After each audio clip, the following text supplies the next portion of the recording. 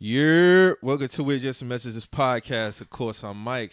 What's happening? It's Marcus. And of course, I couldn't do this thing without my dog, Drew Money, on the boards. How y'all feeling? I'm feeling good. Weather hit us with a big 180 in less than 48 hours. It's crazy because I seen you tweet Friday, Drew. You've been like, well, it went from 80-something to like 55. It's cold out here. It's cold as shit. Cold as a bitch. That shit was feeling good, too. That one was feeling real good. And that shit just said, nah, we got to come in here. You got to switch things up a little bit, man. But how y'all doing, man? How was everybody's week? My week was good, man. My week was good. It's just crazy how the weather smacked us on the Easter weekend. You know what I'm saying? Yeah, I know everybody was looking forward to be being outside, a sunny weekend and shit. You know what I'm saying? We missed last week. My apologies for that. You know, things happen, but we back for y'all this week, man. Damn, man. I don't know. I feel like when we take a week off, that shit kind of feel like the next week got here kind of faster. I don't know. It's weird. I don't know. Yeah, but it's like a lot goes on between the week you miss and now. So, It does. That's why I feel like that. Yeah. That's why I feel like that. Y'all did anything interesting this week? Nah, man. I was just chilling this week. On my job we had the Friday off, so I just been. Oh, Good Friday. Yeah. So Okay. I just been. Nigga was at work. That word, but shit, getting that cheese, so that's all that matters. I feel you. Drew, how was the fashion show in Charlotte? It was a good time. It was a blast. It was a great experience for a first entity of many to come. Mm-hmm. But yeah, man, it was a good vibe, good people, good energy. The models did their thing. The performers, the rappers did their thing. Met some dope ass people. We got hit with bad weather there because it was raining? Yeah, man, it was bad. It was storming and shit. So Dreamville even had to push back an hour. So we pushed back an hour also. Okay. But it was a good time, man. Raleigh, I'm from Durham, so it was like to be in Raleigh is like kind of being like back at home, but also it was like, well, I ain't never seen Raleigh like this. Like it was black, like it was. I was around the right people to show me a good time in Raleigh. I feel, you know what I mean? Like it was black as fuck. Of course it was sprinkles, whatever, but everywhere we went, it was black as fuck. Good vibes, bad things. Like, yeah, it was good vibes, man. Like, all in all, man, great trip. Like, it's been this continues to be great weeks, man. Like, putting different type of work shit, New in York there. seemed like 3 weeks ago. That shit was 2 months ago. Nah, facts. Yeah. That shit was already 2 months ago. Facts. That shit wild. And fucking Swim Volume 3 is in next month in May in Houston. So, you know what I'm saying? Like, it's a lot of shit popping right now, bro. Yeah, it says more time going, the faster that shit kick up, man. The faster time going. That's what's up, man. Shout out my nigga JT per usual. Big up, doing this thing. Always. Big up the whole team, man. Niggas put the good work in, for real. Ant was out there? Yeah, Ant was out there. Lou was Shout out there. Big up the guys, man. Like, it's big up Urban Gorillas, you know what I mean? Like, just how everything just forms together, like, everything clicks, man. It just makes sense. So, it makes shit very easy to want to continue to do this type of work and put in this good work, you know? Fucking woke up the other day, fucking saw my picture on Forbes and Yes, shit. sir. Yeah, I was just about to bring that up. It's been a fucking good week, bro. Like, it's just more, if you just feel like, bro, like you need a lighter, like a fire needs to be lit under you. Yeah. You know what I mean? And shit like this happens. It's like, I bet, like, we back on this energy. You know what I mean? This shit just doesn't die down, Like, and that sometimes we get burnt out. Like, a nigga tired as fuck, bro. Like, don't get me fucked up. Yeah. I am tired. You know what I mean? But it's a good tired because it's rewarding as fuck for me. Yeah. You know what I mean? Like, you get to see your work be on that type of level like that. Man. That's what's up. Yeah, so. I didn't get the peep.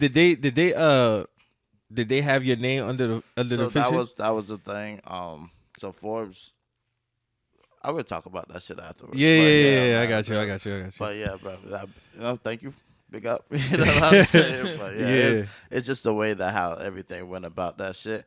That's why I was really caught off guard to even see the shit because I'm like, and like the people just it was wild because when you said that's when the people had reached out to me from the shit on Instagram, and then you came with the Forbes shit. I was like, oh shit, like that shit all happened. Like, I'm telling you, man, shit happening in waves. Hey, bro, good waves. You know what I mean? Niggas getting slapped with audio problems. That's even starting with this shit. But it's just problems that you just gotta figure this shit out, and fucking here we are. You know, Yeah, man. just can't get yourself down, man. Like should be Aggie, man. It's fucking technology. It's fucking annoying, but you know, you just gotta push through, man, and find a fucking way. When you're doing what you love and like moving in the right direction, things always just tend to work out. Facts. But it takes a lot of believing. You know what I mean? Like, nigga, some mornings I'm like, dog. I dreamt about how I'm gonna do this edit. You know what I mean? So I wake up and it's like 4, and I'm like, God, let me go ahead and knock this shit out right quick before I go to work, so I can send it to myself, and I can pull it up on my iPad. Yeah. So I can finish up the edit on my iPad. You can do that. I was about to ask you can do it on the iPad? What's that? The edits. Some things. Okay. Yeah, some things. I mean, it's. I know the iPad is versatile now. A lot of people fuck with it, but no, I ain't never had one. I got one for my ex. Nah, that shit was it's worth it. I mean, if you need colorations, like if you want to go into it, you know what I mean? Like there's cheat codes with cameras, bro. Yeah. So I mean, Sony's, you don't really have to fucking do too much with it. I remember you was telling me that. Yeah, you know what I mean, for me, I like to get into the picture and like clean up some shit. You know what I mean? Just because. Just naturally being outside and figuring where you're going to take your shots and stuff. There'd be shit that you don't even realize until you take the picture. But now you done took so the you picture. like the process just going through editing? For sure. Okay. For sure. And I like but then it's fulfilling for me because I enjoy doing it. It's like, because I got the stylus of the pen. So it makes it a little bit easier. It's like drawing and removing and all that shit, man. But getting wrinkles out of clothes, like you can't do that shit with your finger. You know what I mean? Like you're going to need that stylist to really get into that shit. But yeah, man, worth the investment. I feel like technology advances every single day. It does, and it's annoying because you can't keep up. I feel like every time you think you got the peak of something else comes out, especially when it comes to cameras and editing photos and shit. No, they already got another Black Magic out. You know what I'm saying? Yeah. But it's like, it's not even like a camera setup. It's like it's just really just for straight shooting movies and all kind of shit, bro. Like the shit. Man, the kits they be having on cameras now, bro, it'll be looking like some Transformer type shit. For real. And them shit be like. But then when you actually see what it's shooting, it's like, oh, okay, I see why that was put together like that. Yeah. Like I seen a video of a car just driving through the rain, like on one of them back roads that they be having like commercials and shit. So they showing you the raw footage like with the iPhone. Yeah. Like showing the camera, then the rain. Yeah. But then when they actually showed this shit with shooting, I was like, oh shit, this looked like something out of Fast 5 or some shit. Nigga, like, it's just so much advancement every day when it comes to technology, man. For sure. Every day. And that shit is annoying because I want it all. You know what I mean? I really want it all. Yeah, you just told me you wanted to go ahead and get a you wanted to go ahead and get a Sony. And I probably will. I mean, that's the goal for the end of the year. By the end of the year to get it. You know what I'm saying? I got you. But sometimes I just see that little cell be on. And I be like, I need to be calm. You gotta be calm. Patience is key. You know I was about to send you something the other day. I said, no, I ain't gonna send it to her.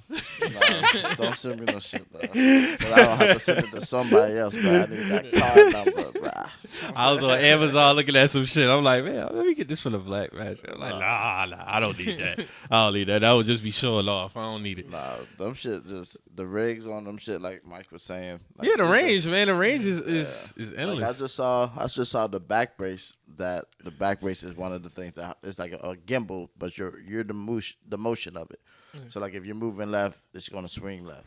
So it's the backpack, like the back brace was basically, it was like $6,000. You know what I mean? Damn. That's not even the attachment that you have to put onto it. That's just the brace itself. You know what I'm saying? Like, but shit, you could shoot a whole movie like that. With facts. With that camera, you could shoot a movie for, I mean, what, like maybe $100,000 now.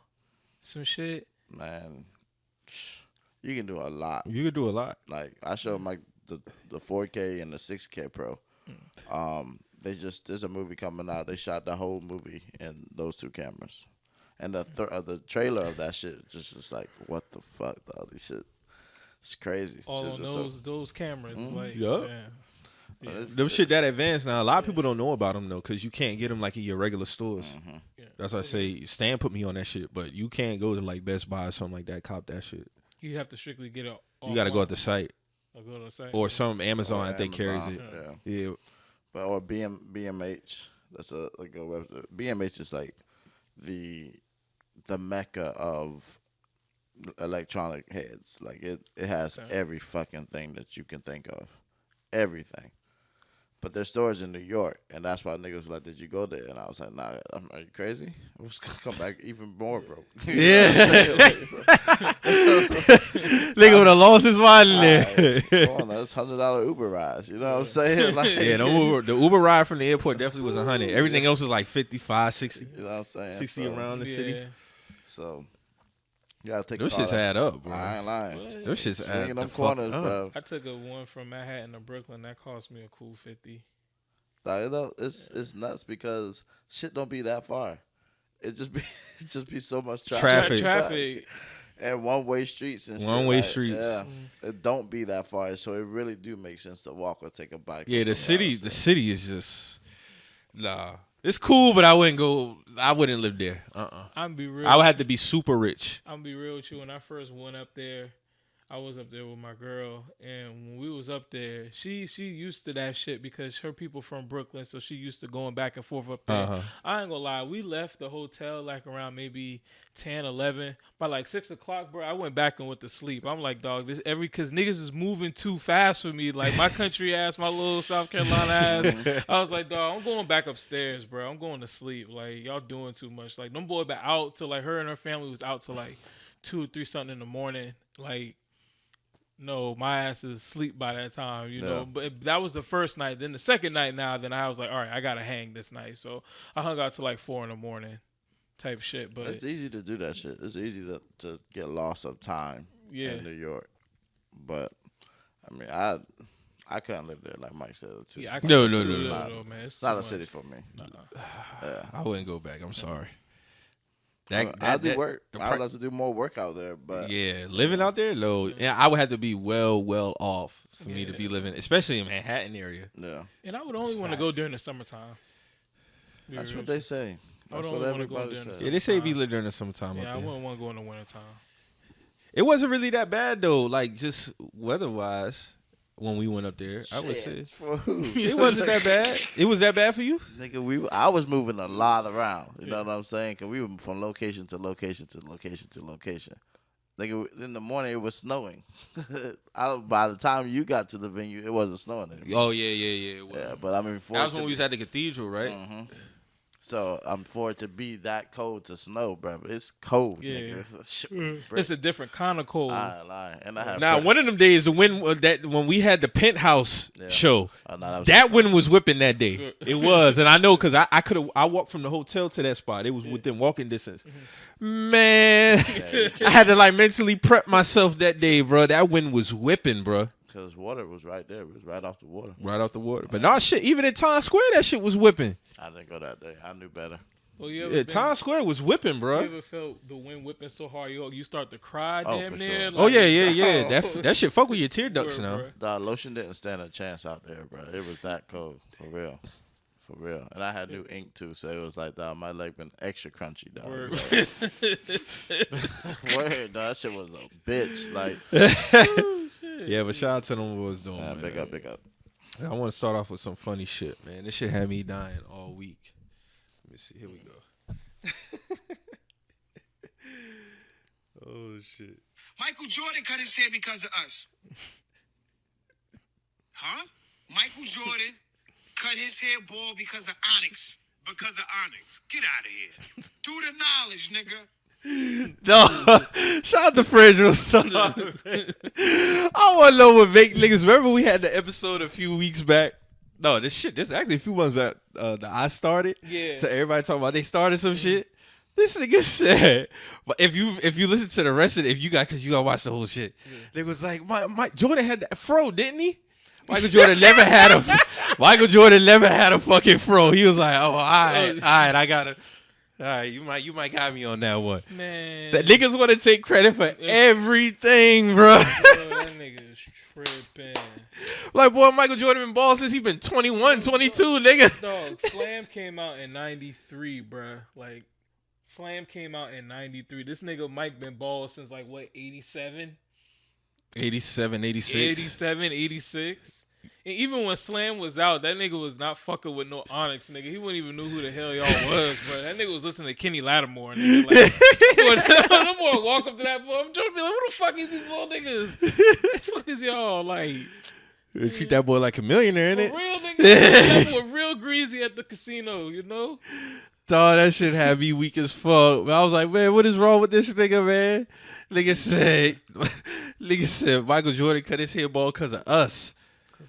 Because of Onyx, nigga. Y'all didn't bring back, even though them early 90s, mid 90s did have the wave where everybody was just rocking the baldy. Yeah. Even if you had hair, niggas was just rocking the baldy. Yeah. That was the look. Everybody had that shit. But honestly, bro, like when it come to us, I think Aaron Hall really started that shit, to be honest. Baldy?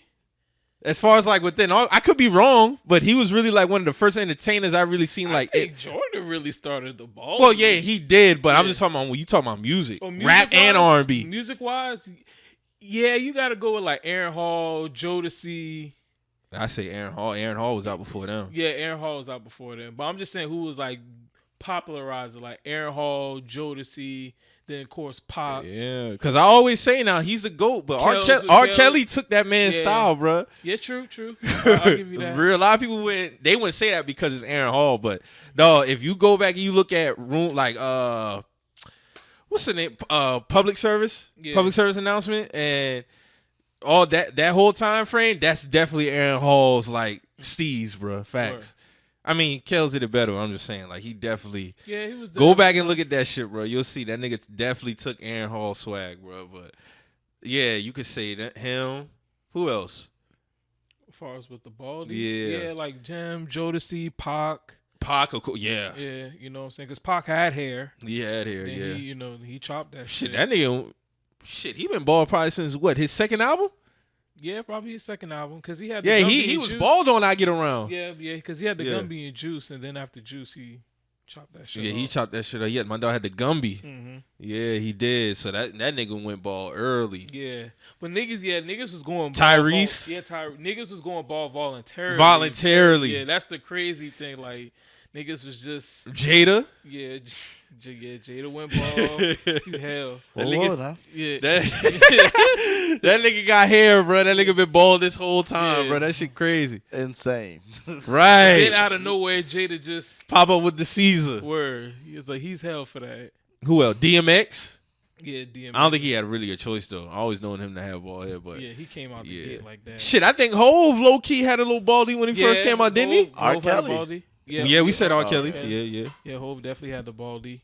Nick Cannon had a baldy? He had a baldy? I don't know. I'm about to say, no, that ain't had no baldy.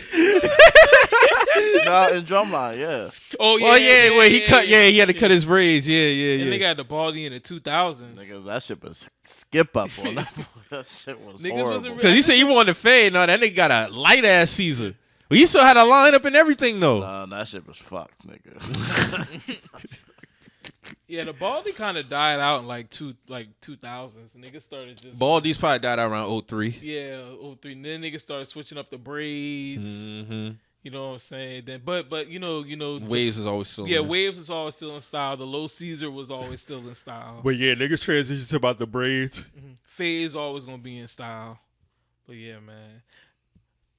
But for niggas who realizing that they need to go bald, just need to do that shit though now. Like, don't try to save that line, bro. That line done. When 85 South was going in on Funny Marco, my nigga, that shit had me dying. That nigga he said, you got about 2 more summers on that haircut. He said, you think you could try to hide it because you growing it out? No, that's the oldest trick in the book. I see that. You supposed to be able to touch your eyebrow and touch your hairline. Look at Clayton shit. His shit, you can't. He said, your forehead ain't that big. And he said, you got about 2 months. Go ahead. He said, if you trying to save it, go ahead now. Go ahead. Get them to take that from the vet. Put that up. That nigga had me dying, bro. He said that you think you doing all them funny faces to try to make it look like it ain't that big. No. Because I used to do that too. Go ahead and come on to the ball. Like Chico said that. No, that was Carlos telling that. Oh yeah, but you know Chico don't care. Yeah. You know he still be braiding his shit. He got the George Jefferson, but he still be braiding his shit. Yeah, he don't give a fuck. He don't give a fuck. He be doing that to troll, man. Yeah. I can't believe that nigga still be braiding that shit, bro. That shit wild. That shit just got a big gap like this, and then just got. I be trying to tell niggas, man. In between that 26 to 29 window, probably maybe 25 to 29 window, you know which way you're gonna be trending. You either know your handline is gonna be in good standing, or you know it's gonna be getting up out of there. And if you realize it's gonna be getting up out of there, just go ahead and save yourself the pain, man. It's okay. So, cause you got two types of niggas who oblige and niggas who ignore it. Or but you got the niggas who try to fight it too. Get the fake toupees and get the spray line. Yeah, that's the ignore group. That's the ignore group. I was about to say I heard that shit lasts about 2-3 weeks. Man, I heard the little when they put the shit on and they glue it down and they cut it. You got the waves. They say that shit lasts about 2-3 weeks. So you got to go back to him in the next 2-3 weeks. Yeah, I guess I'll go ahead and peel that shit off, do a new one.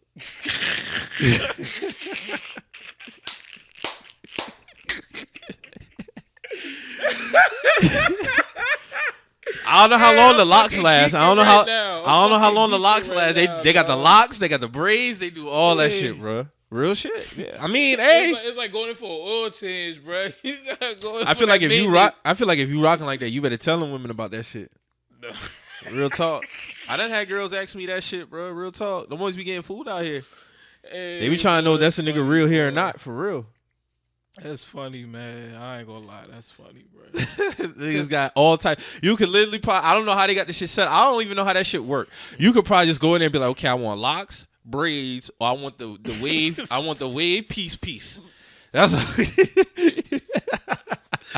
So you go there. The boy take the shit and pull it. Okay, so you go like this. Yeah. Look good. No. Let me get the other one. Let me get the other one. No, that shit, no. I can't let me get this one. No, listen, hey, niggas is man. Hey, that's too much, man. Just cut that shit, bro. They don't want to do it. Embrace that shit. They don't want to do that shit, man. You gotta embrace. I don't understand why niggas don't want to do that shit, bro. I don't understand why niggas want to do that. That's a lot, boy.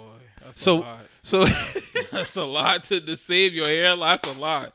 So the maintenance on that motherfucker gotta be crazy. So you better have it because that's extra bread going towards just your hair. And you know any barber who doing that type of shit charging over. Oh 100. Yeah, they charging over 100. They charging. I think that's running about 130. Yeah, probably 130, 140. You know, some shit like that. You spending 140 every 2 weeks on a hairpiece.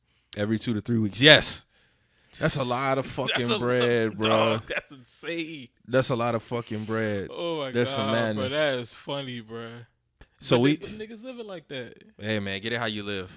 So I had seen some shit this week that kind of made me mad. There's been a couple of these going around. Actually, we didn't get to talk about it because of course we missed last week. So this nigga Case, man, said Luther Vandross can't even be in the same class with Charlie Wilson when it comes to singing. I'm gonna play the clip real quick. Oh wow. This shit wild. Let me see this. Charlie Wilson sing better than Luther? Charlie Wilson snoring sing better than Luther. Really? For real? You must not used to listen to the Gap Band. No, it's not that I don't listen to the Gap Band, but we're talking like voice for voice. Voice for voice. Bro, I'm sorry, man. Voice for voice. I know you do this. And God damn. Like, voice for voice? You got Charlie. And I love Luther. You got Charlie Wilson over Luther. Way over Luther. Way over Luther. Way over like him. Way over him. Way over him. Way over. Way over. Case we disagree, bro. Man, we disagree. Way. So dog, when I heard that shit, so the first person I heard, of course, was my mom. Yeah. I had to let my mom hear that shit. She said, hell no. Hell no. Now, I'm not mad if somebody picks somebody over somebody. Y'all know how I stand when it comes to shit like that. But to say way over, my nigga, that's mad disrespectful, Luther bro. got classics, man. Fuck the classics, the voice. Yeah. Let's just start there. Like, that was the foundation of his argument. We talking about singing voice. Nah. Singing voice, Luther. With Charlie Wilson, I love Charlie Wilson, but to say he snores better than Luther? Nah, that's disrespectful. And Case do his thing. Case got some classic records that I still bump to this day, but no, I can't take that. I'm sorry. No. I don't care how good of a singer you are when you say some shit like that. I don't know about that one. And he probably didn't mean no disrespect, but it did sounded like it was a big. It's like my nigga, you talking about Luther like he trade songs or something when it comes to the vocals, nigga. That was way disrespectful. No, I don't even know how you can gauge that just off singing ability. Because when I think about it, I mean, they both legendary, so Luther might have more range than him. Yeah, I could see that. I mean, because, man, Luther could sing the high shit. Luther could sing the low baritone shit. Luther could get into a lot of bags, man. Luther could get into a lot of bags on his singing voice. So hell yeah, I was just thinking about So to just say that he would snore better than him, nah, man, you got Luther fucked up. Is Charlie Wilson hitting that bass like that? Nah, he's not hitting that low bass like that. You know what I'm saying? I don't think so. Yeah, I'm thinking about all Charlie should be high, man. That's what I was just about to think about that. Like, but he nice with it too, though. I'm just saying. But when it comes to that range, nah, Luther got more range, bro. Yeah. I think it's a lot of them niggas. They all in the same class. Stevie, Luther, Charlie. Who else? I'm missing somebody. Luther, Charlie, Teddy. Teddy. As far as the voice. Let me think. Teddy P. You want to go voice wise? What about Al Green? Yeah, Al Green. I'll put Al Green in there. Al Green, Teddy P. I think that Luther sing better than Teddy P. Yeah, he sing better than Teddy P. Overall, he do. But Teddy P had that strong voice. He had a strong voice. Yeah. Like when Teddy P, even back when he was, Melvin and the Blue Notes, you know what I'm saying? That nigga had he was like leading that shit with the strong background voice and shit, and then they would let him get lead and shit. So, yeah, man, Teddy always had that strong voice, so I have to put him up there. Yeah, Al, of course. You could put Marvin in there, but Marvin's voice is special. Yeah, he was special, but his voice is more on the smooth shit. It was very, very melodic, smooth. Very melodic, smooth. Yeah. I put him in like the top 3 though. Yeah, because he was top the greatest 5. at what he was doing. I think Stevie the best male singer. You go Stevie? Okay, I'm not knocking that. Because Stevie was doing it all too, playing the piano and singing and write. Well, I mean. Yeah, he did it all. He did it all. Yeah. He did it all. I just don't understand how. When we get to, I don't understand. Why we always try to rearrange history so much, dog? Even like I said with the Onyx shit, like why we always trying to rearrange history so much? I don't know. It's been a thing of like over these past couple years with the internet that people. I understand everybody got their own opinion. Yeah, but facts. Some shit is just like. I'm not mad. If Case would have just said, I feel like Charlie Wilson a better singer than Luther. That's cool. That's fine. But to say nigga is fucking this big of a fucking like, come on, like no. You feel me? Like I feel like we always trying to rearrange history now, bro, and it didn't used to be like that. You know who's an underrated singer? Carl Carlton. You know who sing? She's a Bad Mama Jamma. Yeah, he's very underrated for singing voice. Okay. I put him like in that. I feel like he under the Stevie Wonder tree. He kind of got like some Stevie vibes when he sing.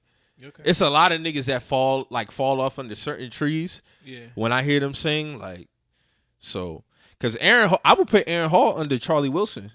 Yeah, they both carry that same kind of vibe. They carry that same type of tone. Yeah. Matter of fact, they got a song together on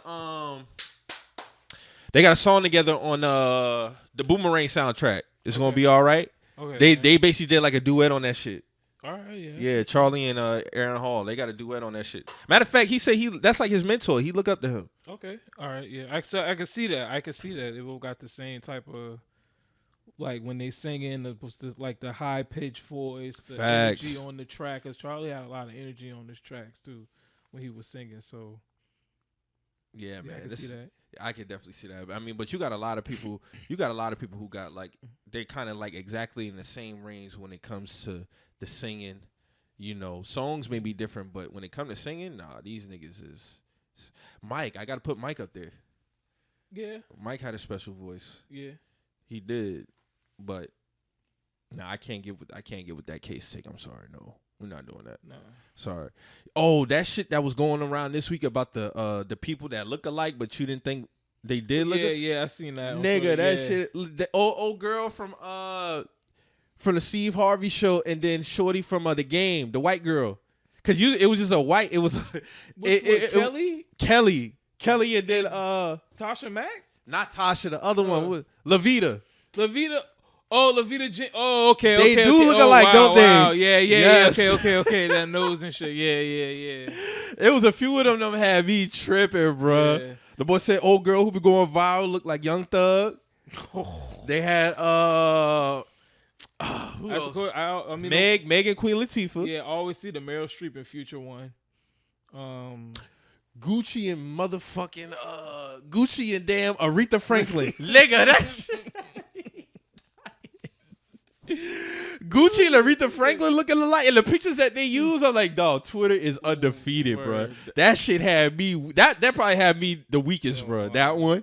What was another good one? I seen a little bit. I can't remember. Keith Sweat and Keith Sweat and Michael Jackson daddy on the movie. Yeah, I forgot his name. He was in Cooley High. I can't think of his name though. Who died in Cooley High? There, yeah. Yeah, man. All right, yeah, the bastard dude. Joe Jackson. Yeah, Joe Jackson. Yeah. Oh man, who else? Shaka Khan and Nicki. Yeah, I've seen that one. Definitely look just alike. Mm-hmm. Who else? They had Tasha Mack and Glorilla. That one threw me. For a loop. I didn't even peep that. They look just alike. Yeah, about to say that. They definitely could be kin somewhere down the line. Them one said Barney and Shannon Sharp, man.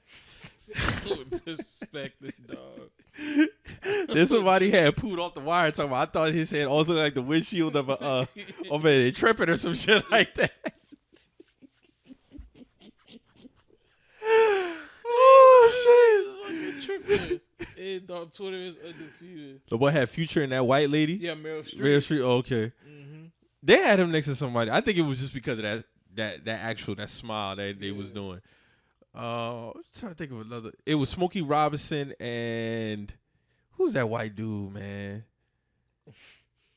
I can't think of that shit. Had me weak. I can't remember. But shout out to that thread though. That shit was hilarious. Yeah, my partner said that Smokey Robinson and Tiny could be related.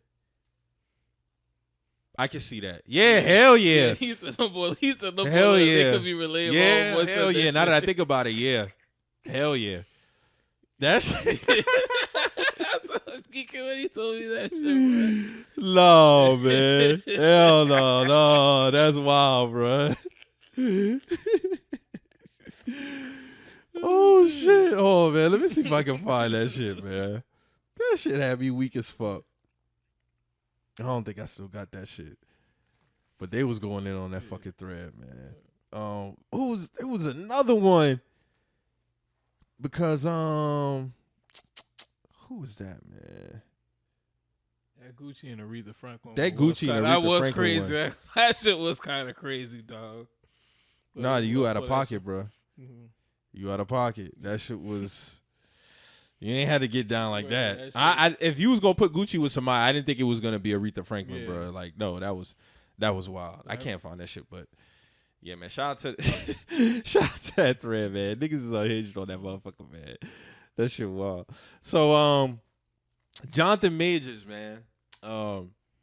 This nigga got caught up. So of course everybody know there was an incident that happened between him and his girlfriend where, you know, police had to be called because hands were allegedly put on her, and text messages released after the fact, after, you know, he met bond, everything like that. I don't know why his lawyer decided to release these text messages, because to me it didn't look like it did him no favors.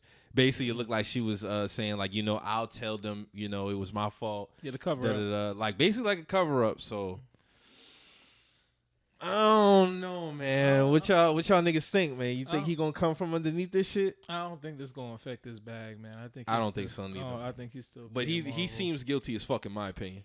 Yeah, because the text messages did look like she was trying to cover up for the man. You better get him a new team. I don't know why the hell his lawyer would put that out though. Like, if you read the text messages, she obviously is saying words that are pointing to her trying to, you know, cover it up for bruh, trying not to, you know, fuck it up. So it seemed like some bribing was in there. Yeah, behind the scenes. Probably broke off some cheese, you know. But if there's a video out there, how much TMZ paying for it? We're probably gonna get like, you know, $500,000. That's what I was thinking. Right at $500,000. $500,000. That's starting price. Yeah, $500,000. But if it come out and it's like on some Ray Rice shit, then what? But I think that shit would have came out by now, bro. But that's what I'm saying. It's in New York. There's millions of cameras out here. I'm pretty sure something would have caught that shit. Maybe a corner store, a light pole. Had to. Something would have, a person, somebody would have caught that shit. But if nobody catch that shit, I don't think, I don't think we'll get a video coming out. I think he'll be able to skate on this. Now, if there was a video out, then yeah, it's a different story. But he's straight right now. He's fine. Timing is everything, though. Because remember when that Ray Rice video came out, he was supposed to join that team that Monday. And I remember because I was in Tampa Bay, Florida after we played the Bucks week 1. Yeah. I'm on the way back that Monday morning because the shit hit the timeline around 9, 10, because he was set to join the team for practice. Mm-hmm. Ray Rice video drop. Done. Out of here. Haven't played since. So who's to say there might not be a situation where Jonathan Majors got another movie coming out, major movie, and they drop it, and they drop that shit right now. Timing is a motherfucker now. That's all I'm saying. I mean, they move like that, so it wouldn't surprise me, but I'd be like, God damn. Just like with the Draymond and Poole shit. Mm-hmm. Like we heard about it, and then how much time had passed? Probably like a week, 2 weeks. Then the shit dropped right before the season or something like that. Right before training camp. Hey man, that's all I'm saying, man. I don't know, man. It just seemed like Jonathan Majors might skate on this one, man. Now, I thought he would have been done because I think she was a white girl. I don't know. I never seen the girl. But I'm assuming it was a white woman. And nah, dog, you can't do that, man. And you, Jonathan Majors, at the end of the day, she's snatching your phone, my nigga. First of all, it's not like you can't get another woman. Number 2, it's not like you can't get another phone. And essentially, it's like, but you saw that tweet that was going around after that shit dropped about how there's an actor that has been very popular lately. Women all of a sudden find him attractive, but behind the scenes, like he's very nasty, very abusive. So everybody trying to say that's possibly about him. That's possibly about him. Okay,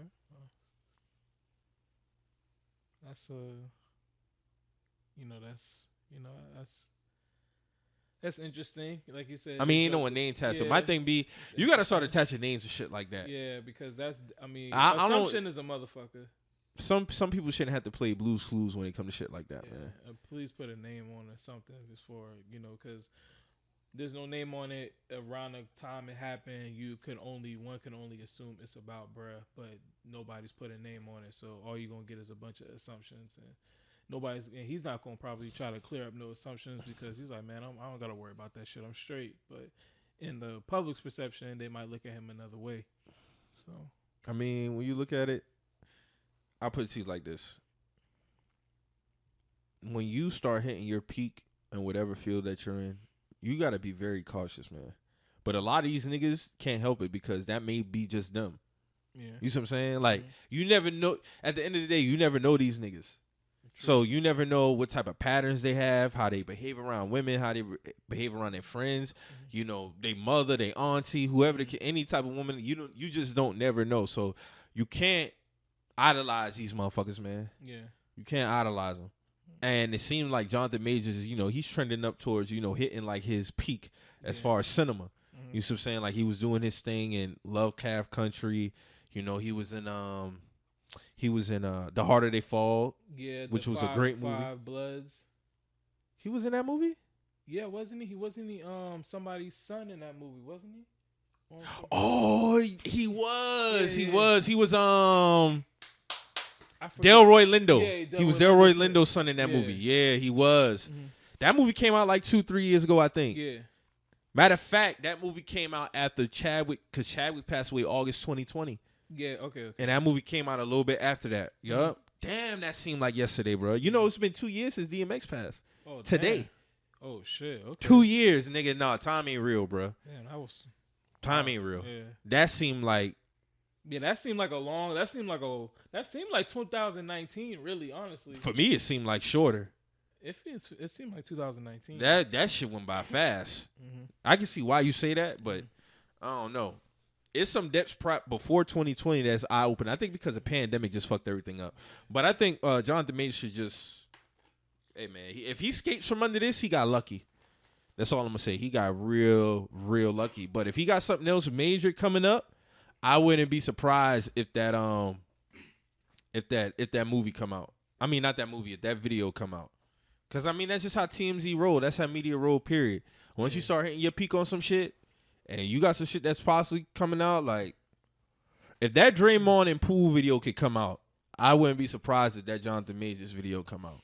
Yeah, but especially if it happened outside the vehicle. That just would be crazy, man. If they like, that would be so blatant and so obvious that they would drop that when this man about to drop a major. That's movie. how the shit go though.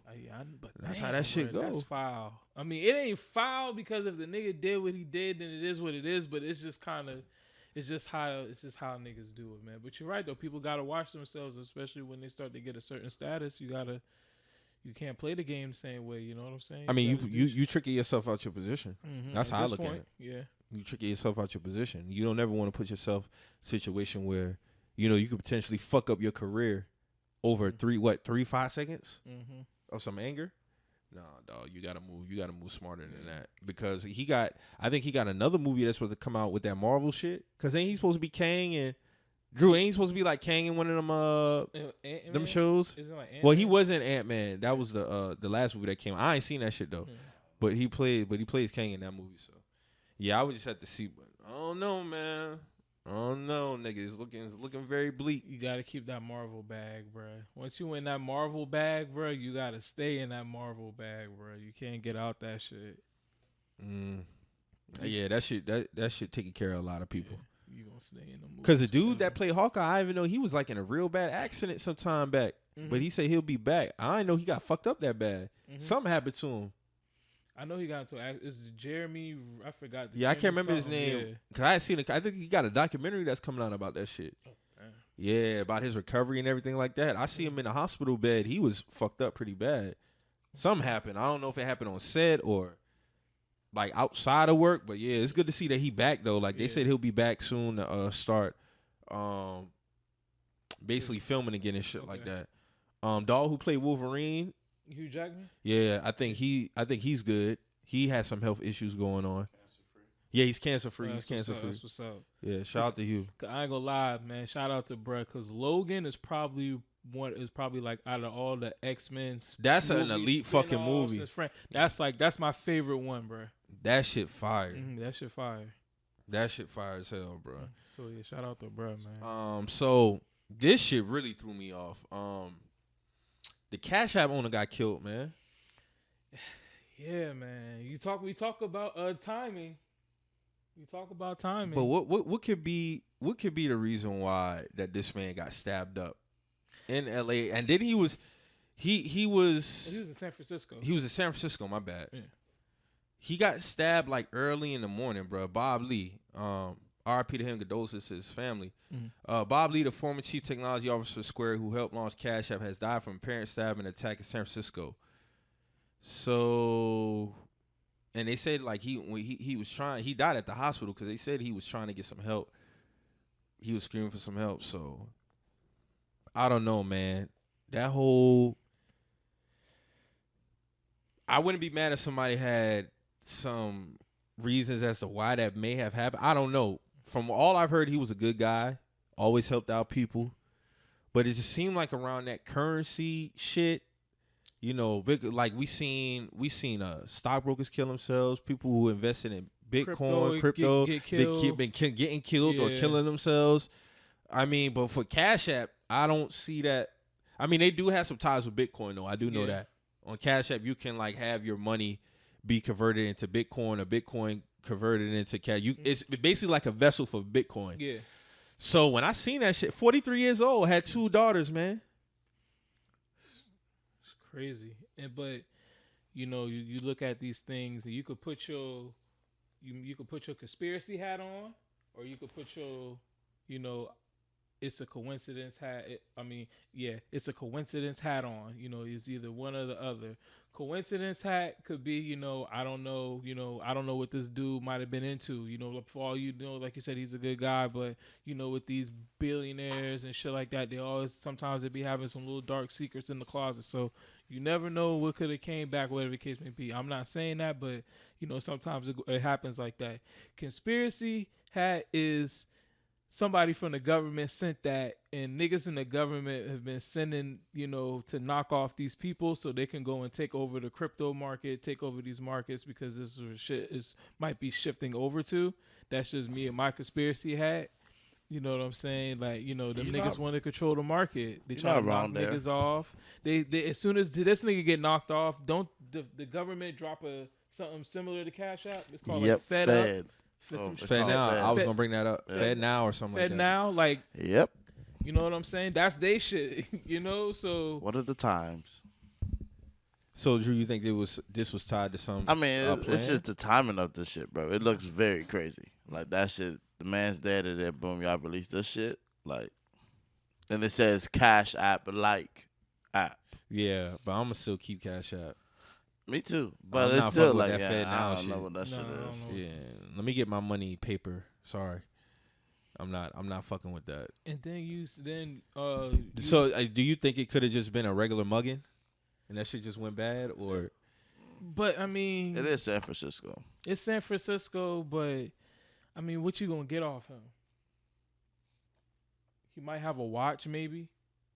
You might get his wallet. I don't think he gonna have much. I mean, and trust me, no. I mean, people is either fight or flight.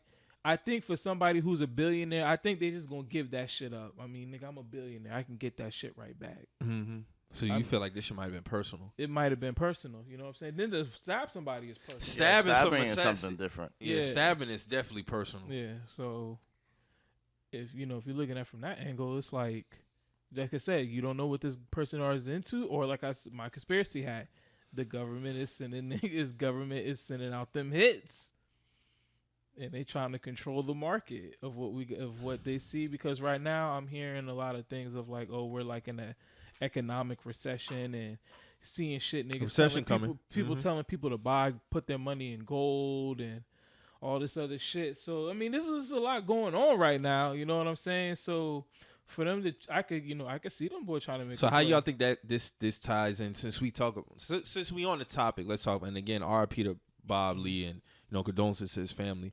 The whole China and Brazil basically trading their own currencies. They won't be using the U.S. dollar. Other countries are kind of taking, their steps as well as far as that. I've seen a lot of views on it. A lot of people feel like, we're quote unquote like going under and shit like that. Like U.S. dollar is basically going to have no value. I feel different about that. How do y'all feel about it? I feel different about that too. Because at the end of the day, like, if it can be printed, it's going to be printed. So we're going to just keep making more money. Like, at the end of the day, no matter what's going on, more money is just going to keep getting made.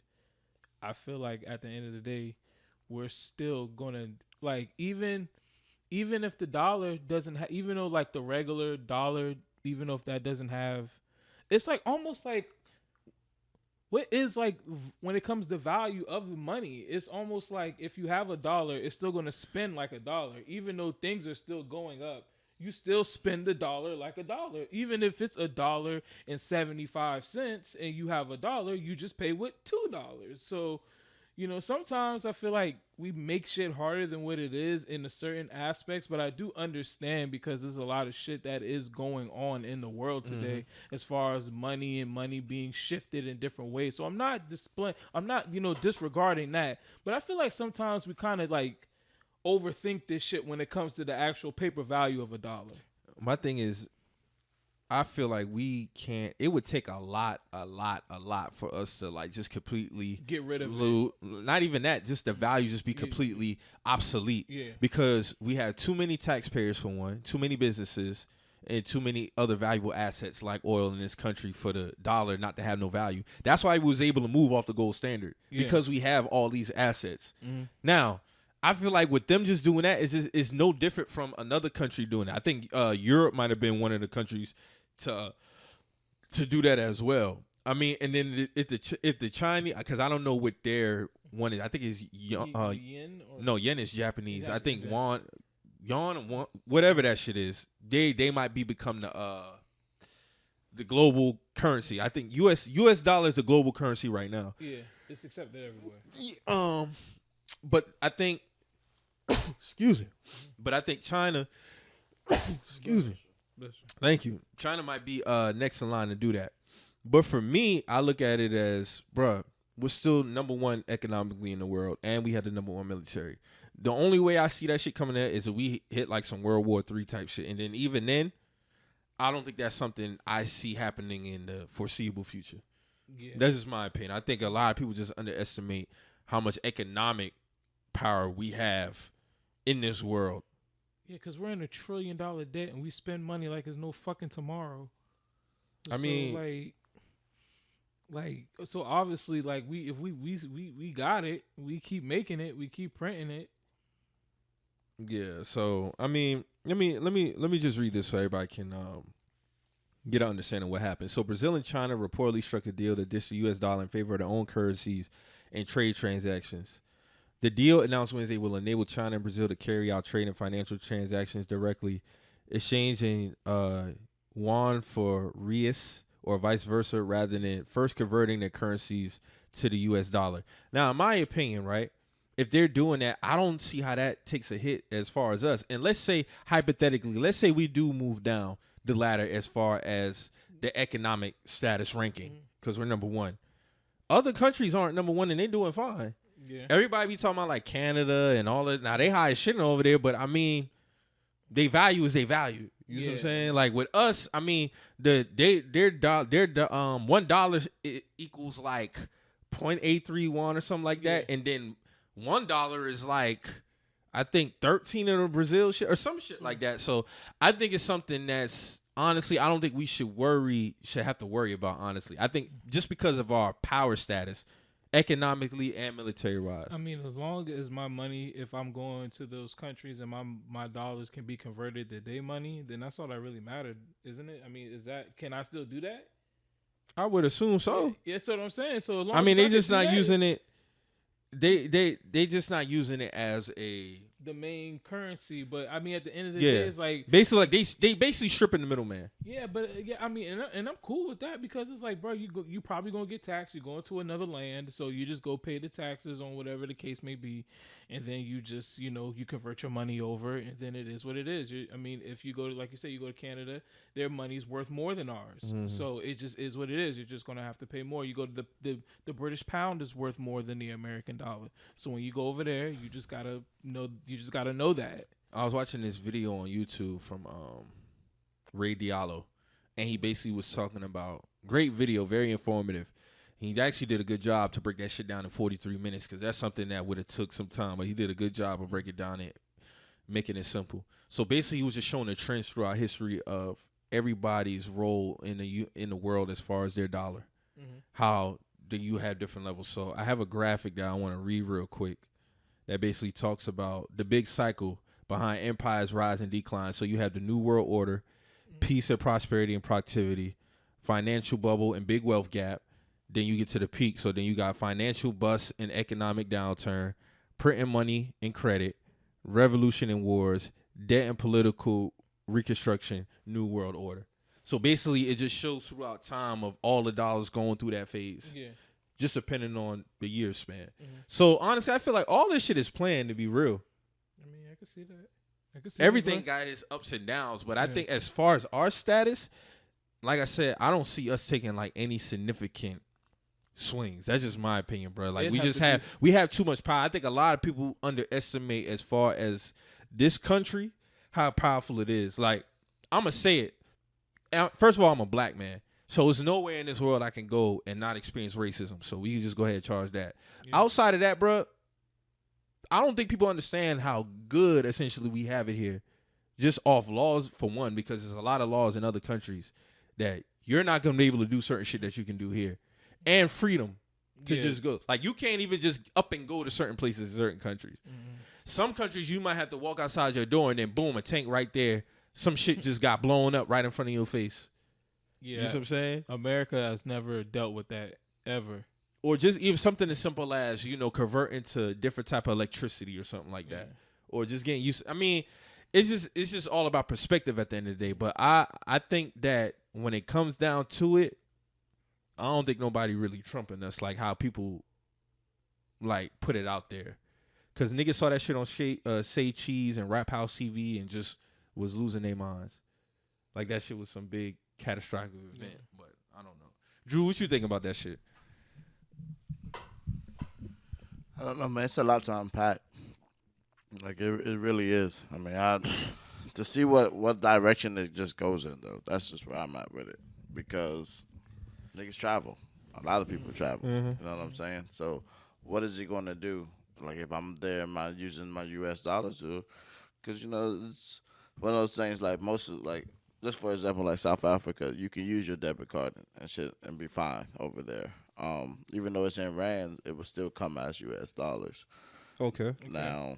So, but you said 1 rand is equal to what dollar here? A few dollars U.S. Because our dollar weighs more there. Yeah. You see what I'm saying? But if our dollar loses its value, which honestly I don't see that happening, but then that's the complication. That's the complication. Why don't you see it losing its value? I know I said my reasons. Why do you see it not losing its value? These white folks ain't letting that shit happen. That's really what I was going to take it back to. They're just going to keep printing, bro. They're just going to keep printing that shit. That's I just don't see that shit happening. I mean, they can form whatever they really want, but the U.S. ain't playing that shit. Bro, the U.S. is just too... They're too greedy. Exactly, that's just what it is, stuff. We know this shit. Everything is about money here. Yeah. Everything. So for us to lose money... The white folks kick and scream for less. You know what I'm saying? Like, you talking about changing currency in countries. Oh, that's fucking up the huge bag. Like, nah, they're not doing that. That's just my opinion. I don't see it happening. I don't see it. Yeah, I had the same sentiment. I remember I was talking about it on the timeline, and then I was having a few back and forth people, and I ain't really about to argue that shit. But it's like, I think y'all really have to sit back and really analyze why countries don't really like us, and I get it. And it's okay to hate America. Trust me, I get it. But we're number 1 country in this world for a reason. And to be real, yes, in the grand scheme, the world is fucked up. But everybody wants to come here. I remember Drew was telling me stories about people he's running to in the South Africa. You know, they was talking about getting their money up so they could come to America. I want to come to America. It's a lot of opportunity and a lot of money to be made in this country. Shout out to Wall Street Trap. I remember I heard him speak one time. He's like, bro, there's no other place you go in this world and make the money that you can make here in this country. That's real shit. Yeah. When you essentially think about it. Because after us is China. I'm not trying to go over to China and live there. I'm talking about economic rank. Because after us is China. I'm not trying to go and live over there. For one, I can't have We're Just Messages podcast over there. Fuck no. That's number 1. Number 2, I don't even know how they electricity. It's just too much shit to. Then they pack together like a motherfucker over there. Yeah. Why would I want to live over there? So I think people just need to always evaluate. And I'm not saying people are not living, their lives to what they want in other countries. That's not what I'm saying. I'm talking about in like comparison to the United States of America. We really do in a like when you really break it down, bro. We really do got it kind of made over here. I think people really underestimate that shit.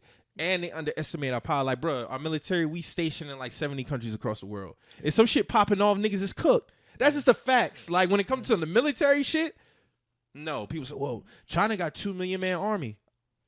What does that mean to me? Yeah. We still got the most advanced military in the world. Budget-wise, we wiping everybody else. And when it comes down to it, like people keep talking about world, bro. You remember when 2020 came around before the pandemic? Everybody was talking about, oh, Trump about to put us in war. Trump about to put us in war. That shit ain't never happened. That's why I feel like these threats from other countries, that shit don't really amount to nothing. That should just be wolf tickets. Yeah. And I understand you have wars in other levels, like they say with this currency shit. Mm-hmm. Like Drew said, man, them boys not allowing that shit. Like the U.S. dollar completely like fall off. No, bro, I don't see that shit. No. We will pull every single resource we have on this motherfucker. We already have too much. Like I said, like we're able to have the backing that we have because of the taxpayers like us for one, the businesses, and the oil. And we got banks. Like it's just way too much assets in this country for us, the dollar, just to be like, nah, like fuck the U.S. dollar across the world. Like, no, bro, I don't see that shit. Because niggas still gonna want to do business with the U.S. one way or the other. 100%. They gonna want, so if you're gonna do business with us, you're gonna have to fuck with our currency. It's plain and simple. like Drew said, white folks ain't let that shit happen, man. I don't think it would have to be to like extreme situation for us. Major fall off. Yeah, like a major fall off. Like of course they say anything is possible, but this is like 0.000000000001987 like chances of happening, bro. For me, that's I don't get it. Y'all niggas better get out here and still get that money and pay that rent the first of the month. That's all I know. That value is still there. I know that. Word, nigga. That value is still there for that, nigga. Y'all niggas worried about how that shit be spent around the nigga. When that first of the month come around, you better have them US dollars, nigga. You better have them US dollars. You go put that gas in there. They ain't taking that rand and all that other shit y'all niggas talk about. No, the US dollar still hold weight over here, motherfucker. Y'all better make sure. I need 1, 5, 10s, 20s, 50s, 100s. I need that. I need it all. Whatever you got. That shit is not new. Cause I remember when you was telling me about that shit over there, man. It's like niggas really have to get hella money up before they come over here. Mm-hmm. Like 50 rand ain't really shit in US dollars, bro. That shit like what, $5, Drew? 6? Shit. Come on, man. I heard I want to say in Ghana, I think you can get a house made for like $1,000. All right. You get a whole house for $1,000. That's just like $2.77. It's 50 rand. $2. Hey man, what the shopping looking like? What the stores look like? Nah, it ain't like that. It ain't like that. Damn, there's no. Nah, the rands would just be high. It'd be just around the same. It'd be probably like, 100,000 rand. You know what I'm saying? It'll be equal out to the same that you're gonna spend in the U.S. Okay. Yeah, right. that's how that's how niggas be thinking, but it's not like that. Like you'll have to go to like maybe like a custom shop and bargain your way there. You know what I mean? But they're already gonna be trying to, their bargain's gonna be it's gonna be a affordable number, but it's gonna be kind of like you're gonna. You just all they do is just knock off the tax. Essentially, yeah, that's their first price though. But I'd be like, bro, I'm calm. Somebody around the corner said this is this and that, and then niggas ain't gonna let you walk away. They're gonna suck their teeth and they're gonna talk shit, but that's just the game. Where, cause I heard they got like a little far as like we all in the shoes and shit. Them boy like in South Africa, they like real big on like it's like sneakers and shit. So they got like shops out there and shit. I didn't look for one sneaker at all. Like I did some shopping. I bought authentic stuff, but I wasn't looking for like sneakers and shit like that. Like I bought like some vintage like starter shit. Like there was a store that had like all throwback Raider shit, throwback that's hard. Green Bay shit, throwback. I remember it was. They had everybody but the Colts. But them Raiders shit been clean though. Like they had some shorts, them shit been blacked out. Starter joints, like had the jackets. They had all them shit. And I mean they came out to like I think like $170 US, like the starter jackets and shit. Which that's good prices. You know what I mean? That's a good price. But then I'm thinking like, well, how the fuck am I packing this big ass jacket back home? You know what I mean? Because you got to take that shit into consideration. Check carry on bags, and I do carry on, so I ain't checking no bag, especially going that far. Yeah, this shit fuck around. Be out there in the same outfit for 3 days. Nah, I'm calm. Keep my shit with me always. I feel you on that one. Yeah. We'll see how this shit play out though over the next. I give it another 3 to 5 years just to really see what. If niggas think that shit gonna fall off like that, then we'll see. But don't see it happening, player. Yeah, I'm not too concerned about it, honestly. I'm not too concerned about it, honestly. Like when that time comes, I cross it. But I'm not gonna give it really no energy because I know the U.S. ain't gonna play that. So form up whatever y'all need to form up. Go crazy. But the U.S. ain't. I don't see it happening anytime soon, at least. 100%. Maybe not even in my lifetime. That's what I added that too, bro. Yeah. I said, bro, I don't even see us falling off in my lifetime. I don't see the U.S. falling off in my lifetime, bro. It might be some arrogance behind that if people want to look at it like that, but I'm just speaking to when it comes to the power on both levels, economic and military wise. I do not see us falling off, bro.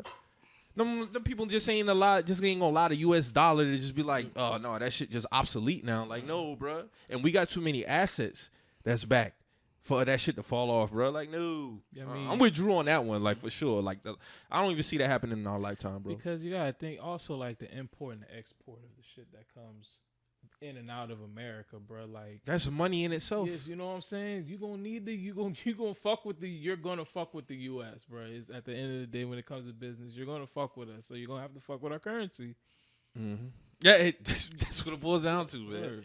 So I mean, hey, y'all can do it in other ways, like Drew said, form up, do whatever you need to do, but nah, and you don't want to come to no real blows. You don't want to do that. It would be too much bloodshed and too much. Nah. Niggas ain't doing that shit. Nah, they don't want to do it. Not going to war behind the shit. No, it's a long day. It's a long day. Yeah. Somebody said the other day, matter of fact, it's like, what if Canada and Mexico teamed up against the U.S.? What happened? I said, nigga, what? 7-0. 7-0, nigga. At tip off. Yeah. U.S. and tip off, nigga. Yeah. If we going to 12, it's 7-0, skunk. Next. 7-game series, nigga. That shit is over in one game, nigga. Them boys better not come around here with that shit. Canada and Mexico.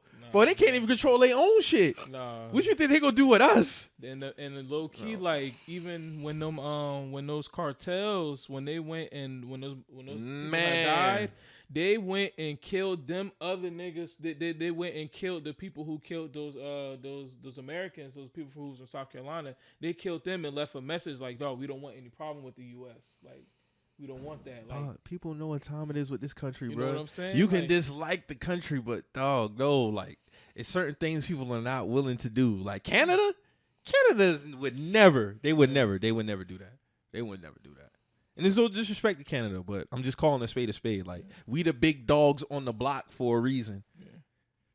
No country wants smoke for real. And then, none. Like I said, the U.S. we will dump so much money into our military. Man. Like, dog, we'll say fuck everything else in the world. Fuck everything else, nigga. Fuck cancer research. Nigga, we spend the most money in military in the world. That's what I'm saying. Like, fuck anything that could benefit society, nigga. We're just gonna dump all of our funding on the military, nigga. They don't want to do that. Yeah. I think they would give a warning before they do that anyway. Yeah, that's like no. It would be like I don't know. What's a comparison? Like, let me use a sports reference. What would be like? That would be like a college football team trying to play the Chiefs. Let's say South Carolina State trying to play the Kansas City Chiefs. That's how I look at it. Yeah. Like Canada and Mexico trying to team up to go against us would be like South Carolina State going up against Kansas City Chiefs. Like, no, bro. Like, no. Why? Why? No. It wouldn't last. Sorry. Like Drew said, man, y'all can team up, do whatever you want, but no. Shit ain't happening, bro. I mean, America got to be this way for a reason. We had to move a lot of shit. There was nasty shit, but America had to do a lot of shit to get where it was at. And so, America's fucked up, so they'll do fucked up shit to other people, dog. That's what I'm saying. Like, and we get ugly, bro. Yeah, shit get ugly, man. The American nature is to be aggressive, ugly, violent, bullies. Yes, yeah, bullies. You be talking that shit, but no, like, don't get it fucked up. Just because Biden president, that don't mean that the country still wouldn't do what they would do. Yeah, niggas still push the button. Niggas still push the button, bro. No, they wouldn't do that. So, I just seen the other day, Pop Smoke Killer got 4 years, man. Yeah, because 4 years. But I think how many people were on that case? Man, it had to been. Wasn't it like 4 or 5 niggas? Yeah. So the one who got that 4, but the one who killed him got 4 years. So he was a juvenile. Yeah. So, but they said that he could be up. So he's like 20 now, and they said he could possibly stay in that juvenile facility till he's like 25. That's crazy, bro. I know a lot of people was uneasy about that. They didn't like it. Him in adult jail, I don't know, man. I didn't really feel like justice was served on that one. And that's crazy because typically in those cases they would charge him as an adult. That's how I look at it. I don't know why they would charge him as a. Maybe if he was white, I don't know. Maybe if Pop was white, it would have been different. I don't know. Yeah, it might have been. Yeah. Because I even heard they was mad that he killed them. He wasn't supposed to kill him. He was supposed to just run up in there, Robbed the nigga. Robbed the nigga. It wasn't supposed to go the way that it went. Yeah. Okay. Basically, like on some Raheem shit from Juice. He was like, man, you didn't have to kill him, man. You had to. I heard that they didn't really want that man to die. That like it wasn't supposed to go that way. Yeah. But I don't know how to discuss because he got killed in the shower. Yeah, but they had that because they probably, like I said, they had that juke. They had that young nigga in there. You know what I think happened, man? Like, honestly, I think Pop was probably beating his ass and he shot him and killed him. Probably. Had that young nigga in there, trigger happy, don't know how to, diffuse the situation when trying to rob the nigga, whatever the case may be, trying to go in there and gun ho. Because it's like at that point, once you're wrestling with him, you got to do what you got to do. At this point, it done got too far now because now Pop get away, such and such. Now it's like you got to kill the nigga at this point. And it's fucked up it even got to that point because you didn't even know how to properly rob this nigga. Like, you didn't, like I say, they didn't have to kill him. Shit fucked up, man. R.I.P. Pop Smoke, man. But I know his family is not really feeling that one. And all I can say is just prayers, continuously pass to them, man. Yeah, that's just crazy. It they is. didn't charge him as an adult, though. I figured he would charge him as an adult because I know all the other people on the case. I'm pretty sure they probably gonna get some time. Yeah, I'm pretty sure they're gonna get some time now. And he the killer, and he only gonna get 5 years. He said 4 years, but I mean, because it could potentially be 5 years if he stay the extra year. So like, he'll get out at 25. I mean, I don't know, man. I don't know. That definitely rubbed me the wrong way. I wasn't feeling that one at all. I wasn't feeling that. Yeah, Justice definitely was served on that one. But hey, that's the system, though. I guess when it come to us, man, shit. Sometimes I did not see that coming for that nigga though. I thought he was gonna go down for that for sure. Yeah, but I don't know, man. Especially after you see when they did the old boy. From Nipsey, was that Eric Holder? Yeah, how the judge was talking to him. See. Then the killers from the Triple X case. Yeah, how the judge was talking to him too. He got life. But they say in Florida that's how they laws go though. Like you kill somebody, bro. Like it's no type of parole, nothing. Yeah. So your self-defense game got to be on point. I guess, but hey, I look at it like this: them niggas who killed Triple X. I mean, even when I was looking at the video, I didn't really see it in full. But dog didn't really look like he had no type of, how can I say, remorse or anything like that. It just kind of looked like he was just sitting there like, I could kind of saw this shit coming. Yeah, he pretty much knew he was cooked.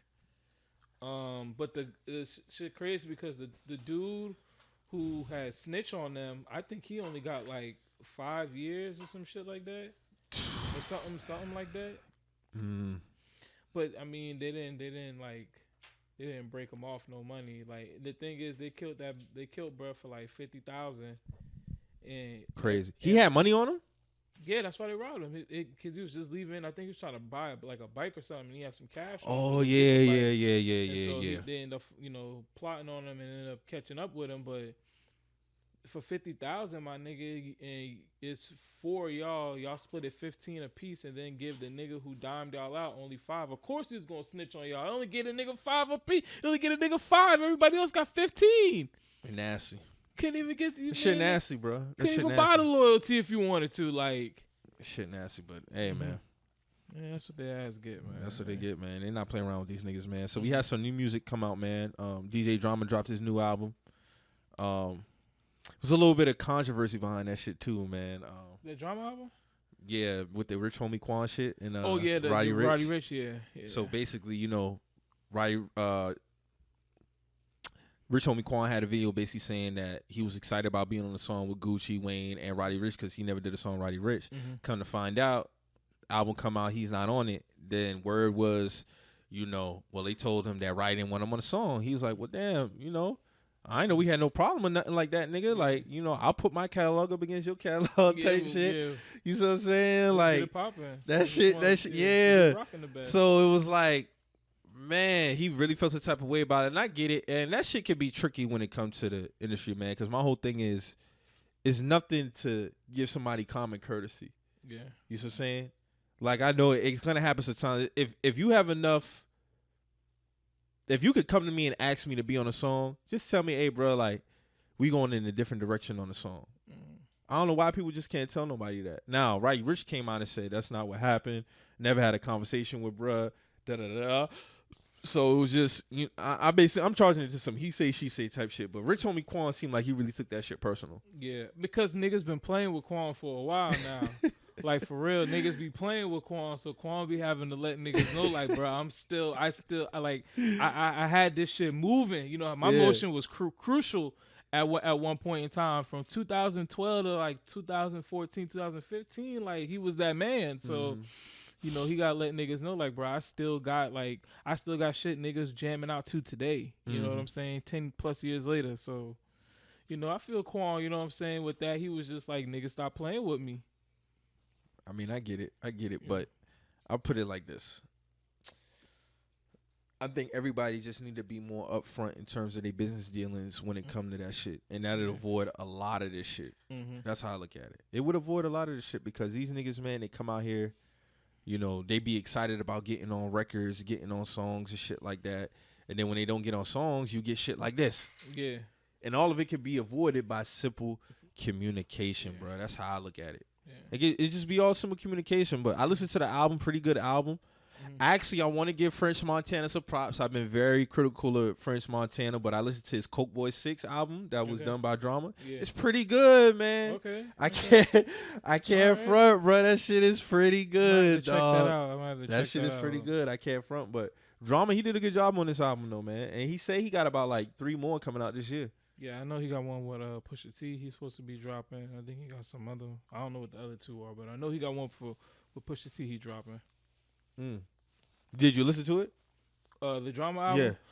Nah, I mean, I ain't listened to it yet. I mean, I was looking at the track listing. The track listing was all right. It was cool, but I just haven't checked it out yet. But I'm gonna check it out though. I'm definitely, because you know it's Drama, so I'm always gonna get that shit a spin. Like I fuck with Snowfall. True. I fuck with Jeezy shit, so I'm gonna get that shit a spin. But you know, track listing was cool.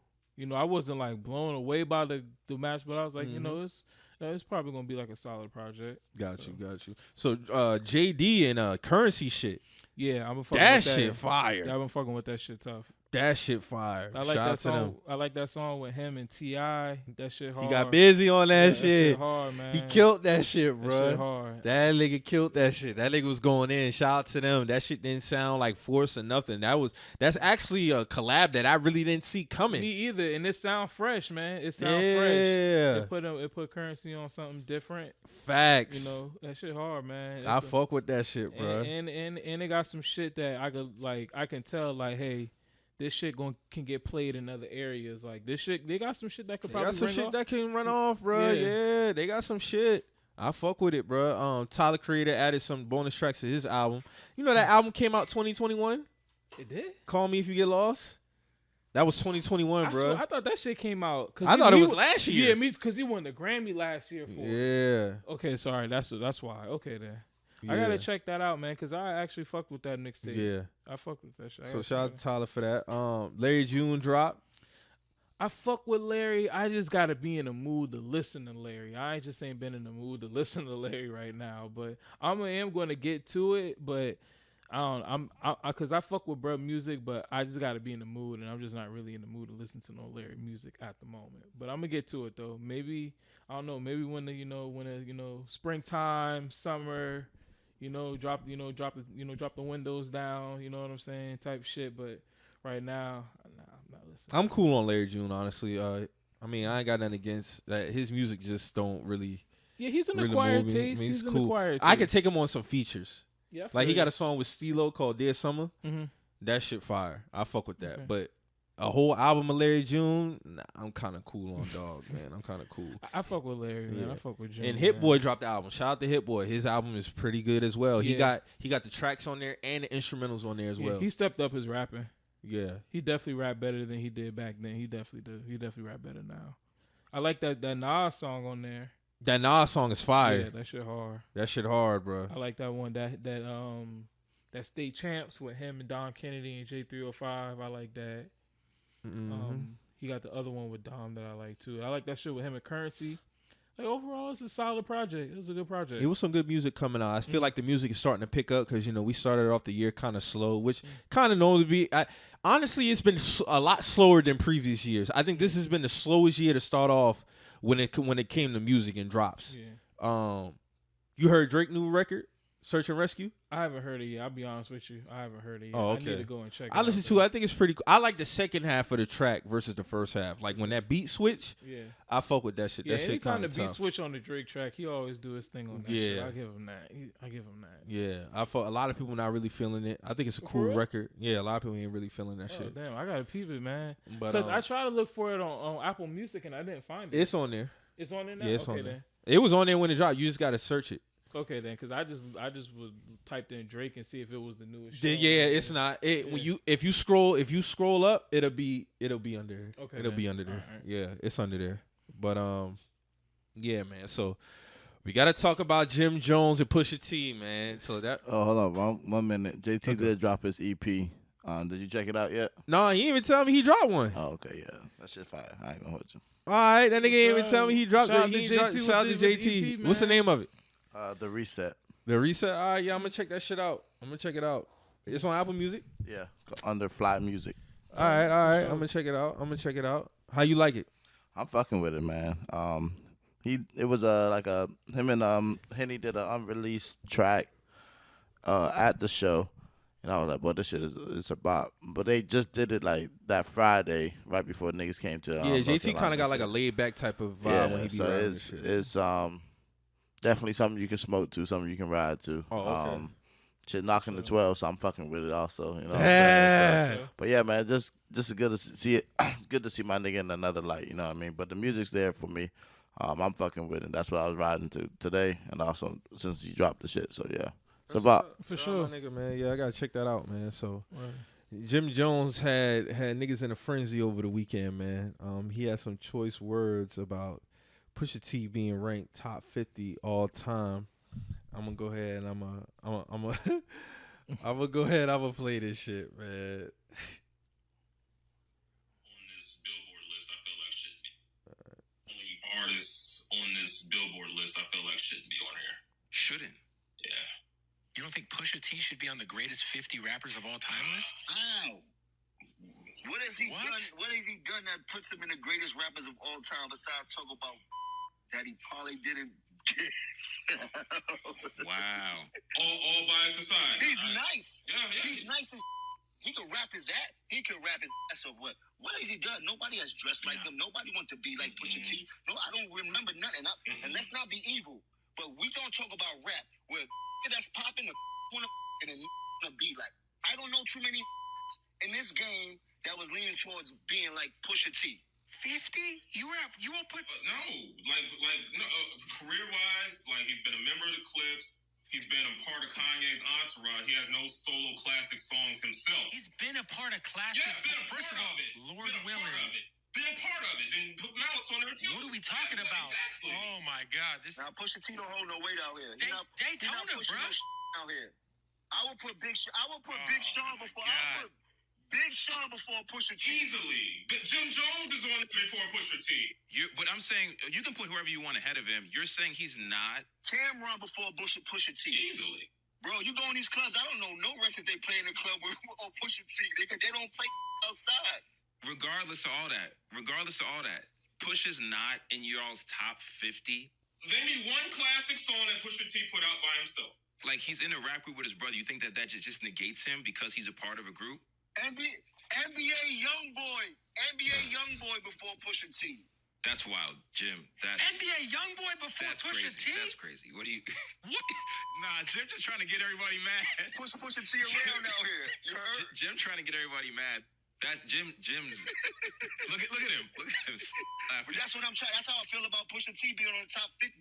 Not saying he don't get busy. Not saying he don't got platinum records. Not saying he's not part of good music. Not saying he's not part of all of these things. But he's not the leader out his bunch. So, Marcus, I know you want to get your VA bag real quick. Because I know you fuck with the Clips heavy. He's one of your favorite groups of all time. Pusha's one of your favorite rappers of all time. I fuck with Pusha too. Like, not the Clips wouldn't be one of my favorite groups, but I fuck with Pusha T heavily. I think I would have him, definitely got him top 50. I probably would have him around the 30s, maybe 20s. Yeah. I would have to actually just, everybody, I would have to actually write it down, but I think I would have him in there for sure. When I think of 50, he's definitely in the 50. Yeah, he's just off definitely impact, rappability, the records he's been on. I can't agree with Jim Jones on that at all. I can't get with that. I mean, I can't agree. And then people are bringing up the conversation of who got the better discography, who got the better songs. Honestly, man, I feel like that's a fair conversation. I think when everybody settles down, that's a fair conversation to be had between Jim and Pusha T. It's a fair conversation, but I also gotta add, there's a lot of context to these conversations. 100% on both sides. I'm not just gonna be 100%. I'm not gonna just lean on my Virginia biasness. I'm gonna be fair and I'm gonna play this shit fair for niggas. So he says the argument that Pusha T music is not, niggas don't be outside with his music. Well, this nigga has never made fucking outside music, bruh. This nigga has never been his demographic. You feel me? That's never been his lane. He's never done that. You know what I'm saying? So for you to go and try to conduce everything this nigga has done to that, to me, that's just like you really don't know what the fuck is going on over on that side. So it's like, how could you really speak on that side? Yeah, 100%. You know what I'm saying? I can't get with Jim on that. And then, like I said, if we talking about discography, like if we're combining clips and solo work, he beats Jim.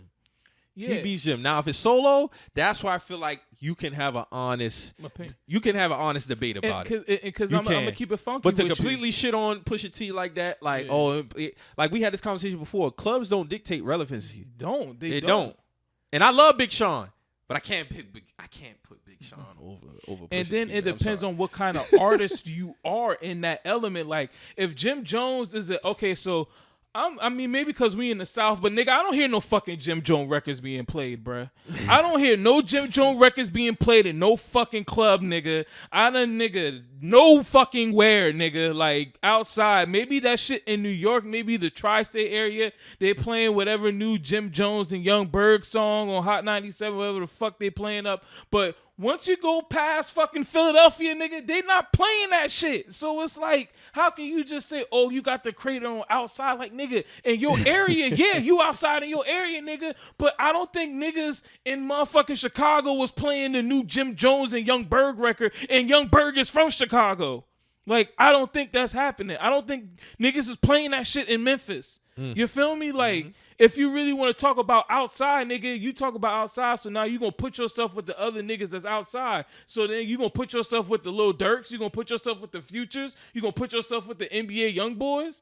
You know what I'm saying? If you outside. Now, if you talking about outside on your level, on where you position at, then I'll give you that, because you do make you make better music than Fabulous right now. You do make better music than Joel Santana right now. You make better. You don't make better music than Jadakiss right now, but you and Jada probably the second to the two most relevant older New York artists who still collaborate with the young artists and still make good music. And I'll give it context, because I hear people saying, El Capo is a better album than Pusha T's albums and blah, blah, blah. I hear that. I won't say that. And I'm not going to say all that neither, but it ain't better than Daytona. It's better than probably a Darkest Dawn. Yeah, but that was like a throwaway album on the real. But when it comes to Jones, I respect him for what he do, because he's a great executive producer of his albums. So with him, it's about the full body of work. With Pusha, is more, I mean, if you want to call it the art, or, what the message is trying to convey across. Because if you look on Jim Jones' album, this nigga got a feature on every fucking song. No bullshit. But I'm not knocking it, because he do what work for him. He sees the whole picture with his album. So I'm not knocking that. But I'm saying is, you trying to compare a nigga who do that compared to a nigga who do this. And you really can't compare the two. You feel me? And then he said niggas don't want to dress like him and shit like that. I could give you that, because, actually, he's more of like the ghost. He's more like the ghost writer of the shit that y'all niggas like. So Wayne was on the Bape shit. The Bape shit, yes. Where you think that shit came from? Yeah. Star Trek was on a lot of shit that niggas just starting to catch up on, like in the 2010s, 2011s. Then the nigga he revered as the GOAT wanted to be like Pusha T, Drake. So you can't say niggas didn't want to be like him and then not acknowledge. the person that you revere the GOAT wanted to be like him. He bought this man's mic after a show. Like those are real things that happen, bro. Like I fuck with I like Drake's music. Don't get me wrong, I'm a fan of Drake. But even Drake will tell you that he was a fan of the Clips. 100%. This nigga had Malice on a song back in the G. You feel me? So you know that nigga he fucked with them. So I just think that shit is off basis, and it's just like with the context of it, like you speaking on somebody who don't really make outside music, who never have, you know what I'm saying? Yes. And I'll give it to you as far as the swag and the culture and shit. It's going to be different levels. You know, Jim and them had their swag. They definitely impacted swag and culture. But but they on the low have impacted swag and culture as well. You know what I'm saying? Maybe not as out there as much, you know, because a lot of niggas steal the swag and run off with it. Yeah. But, you know, they have impacted culture too. And like I said, like, it's always been kind of weird with the Clips because it's like they make this certain kind of music, but the certain kind of music that they make, those people aren't really like, niggas ain't bumping Clips in the trap, but it's like, but there are certain kind of niggas who are in that life who do listen to that kind of music. You know what I'm saying? He's relevant regardless. Yeah, like, he's relevant regardless. I'm just saying because he's saying on the outside level because it's like if you comparing this to some shit like Jeezy, that's different. You know what I'm saying?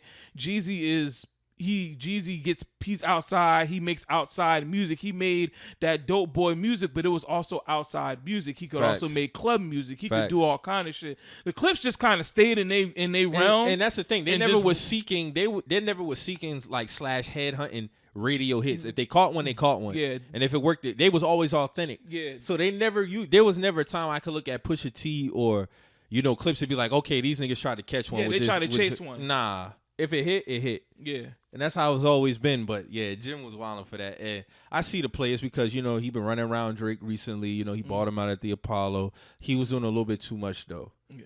That's some wild disrespect towards Pusha T. I expect some bars to come from Pusha T soon. I already know he's going to address that. I already know. I feel like he got right in the studio. If he already ain't finished that album with Drama, he's like, yeah, we got to get back in the studio. I gotta talk about this. Yeah. Elliot Wilson didn't like that shit neither because he went on Tidal last night and was just playing Pusha T records. It was like the headline was like respect Pusha T.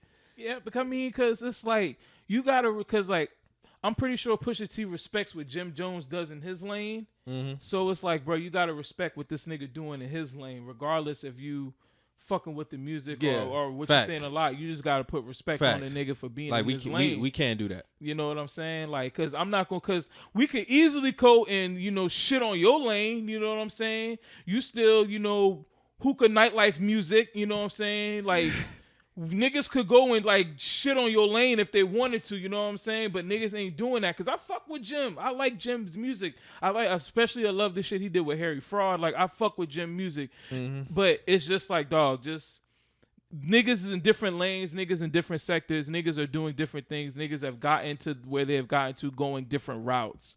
Like, he might not be quote unquote like in the jerk, like, you know, that whole scene of New York, how it's like the outside, lit outside scene type shit. He might not be there, but bruh, in another world, and he the big dog in his world. He popping shit in his world. So you can't just go and just because you don't understand how another nigga getting it, you can't just shit on that. You know what I'm saying? And knock another nigga influence because there's if you peep, influence is there. Facts. It might not be. It's in there. Like these niggas like motherfucking ASAP Rocky and all these niggas look up to Pharrell and the Clips and all these niggas like all of this, and that's in Harlem. Mm-hmm. So it's like niggas was dressing like him. It was just a different sector of niggas. You know what I'm saying? Like, so the influence is there. It's just not in the element that he's looking at it of. So we gotta have the conversation just for the shits. Yeah. Let's just say they do have a versus. Like who comes out on top on that, in your opinion? I mean, if you're going commercial wise, I'm gonna have to go Jones. I'm just being real with you. You got you could play Dipset records. You could play his solo joints. You know, he got solo joints, you know, Summer in Miami, Ballin', you know, shit, even Pop Champagne, you know, certain shit. You'd have to be a real Clips fan to really appreciate some of the, like, the shit Pusha would pull out. Even though I think Pusha, even though them shits are, to me personally, I think he got Pusha T. I feel like he got records, but as far as the commercial success, if you want to go commercial, then you would have to go Jones. But I feel like personally, Pusha could still match up with him, but he's not going to have those commercial hits because Pusha T's best songs are not going to be his the commercial songs. He rapping on them shits. You know like what he I'm rapping on them shits. It's not going to be his best songs. Like I could say, cause maybe like if Jones play a song, like if he plays If You Know, You Know. That's fire. Daytona, that's fire. But do you think most of the people would like? They probably wouldn't. They probably would just look at him as he because the biggest record he got is Grinding. You know what I'm saying? Like that's the big commercial. Even if he played like Mr. Me Too, which is fire. You know what I'm saying? Like a couple of people might like you really got. He gonna do it, and both of them gonna do their features. So Pusha got some hell of feature verses. Now the features is the thing that's gonna keep him afloat in that shit. The features. So Paul. Yeah, he could go to all his. You think he could pull out? You think he can pull out Drug Dealers Anonymous in the verses? Of course. Okay, so Jim ain't got a Drug Dealers Anonymous. Nah, he could pull out a Drug Dealer. You know, he could pull out a Drug Dealers Anonymous. He could pull out the shit he got with He got shit with him and Fab that he could pull out. Mm-hmm. The Life Is So Exciting shit, like. Yeah, all soul tape. Yeah. You know what I'm saying? Push got some shit now. You know what I'm saying? Like he got some shit. But you think? Because I seen a lot of people said Jim. Like I asked somebody was like, I was like, who you think wins in the verse? He said Jones, unfortunately, because everybody's like, of course he's not a better rapper. No, he's not. But they feel like Jones gonna come on top in the verses. Because he got the features. Jones got features. Jones got commercial success songs. Jones got like the swaggy songs. Yeah. You feel me? He got Dipset songs he could lean on. For Pusha T, he'd have to lean on the features, and you just gotta know this shit. You know what I'm saying? You just gotta know this shit. Like if you ain't never heard, Darkest Till Dawn, like Crutches, Cross, and Castle, that's one of my favorite songs. That's a fire song. But niggas wouldn't. That beat crazy too. You know what I'm saying? But niggas wouldn't. If you put that in a verses, that's like if you sit down, probably ain't really gonna know it. Yeah, they're not gonna know it. You know what I'm saying? And songs like with him, like Keep Dealing with him and Beanie Siegel, like those songs are fucking crazy. Those songs are hard. He'll be able to get off Runaway. Yeah, he'll be able to get off Runaway. His features where he's gonna have to work for sure in comparison to Jones. But I do think does Clips have a better album than Diplomatic Immunity? Me personally, I think Hell Have No Fury. Some of my homeboys said that the other day. I disagree though. I get it, but no. But even if you wanted to do that with Jones and him, it's like Jones rapping on Diplomatic Immunity is far below minimal than him. Exactly. You know what I'm saying? That's why I say if we're including Clips and Pusha, I think he may can beat Jones. Yeah. But that's the thing. People got to know the songs. If we just talking about bodies of work, who's better bodies of work, I'm gonna put Pusha T's body of work over Jim Jones' body. If we're combining the clips, I'm putting that over him. But if it's strictly solo, I think it's Jones may got the edge. He may got the edge. Jones got a lot of quantity. Pusha got a lot of quality. El Capo is a good album. But that shit like 30 fucking songs, bruh. The deluxe, that shit like 30 fucking songs. But El Capo was very good, though. It was a good album. It was a really good album. Then you got, of course, The Ivory of Summer, POME. After that, I Don't Like Pray for Rain. Yeah. What's that? Wasted Talent? Wasted Talent was great. Wasted Talent was Pray good. for Rain was ass. I ain't like that. Yeah. Wasted. Dog, you remember that video with Max B? Yes. Pray for Rain. Yeah. Pray for Rain.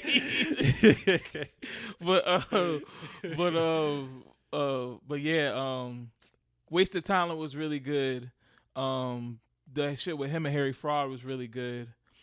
That Drama mixtape, that shit was cool. It was just like 40 songs on there, but yeah, I'm cool on that. But me personally, I would just go if we add in the Clips albums, because like for me, Pusha T was rapping on elite levels back then. Yeah, facts. He was.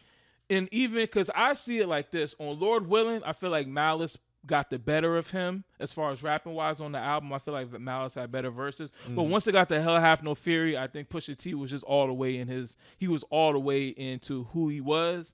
And so he was rapping at elite levels on motherfucking Hell Have No Fury. Like Keys Open Doors is like one of the greatest rap songs of all time. But if you play that in the verses, nobody's really going to get up for that or really know that. You know what I'm saying? Like, I feel you, bro. Like Jim gonna get heavy in this Dipset bag. I'm going to his discography now. He's gonna get heavy in his Dipset bag.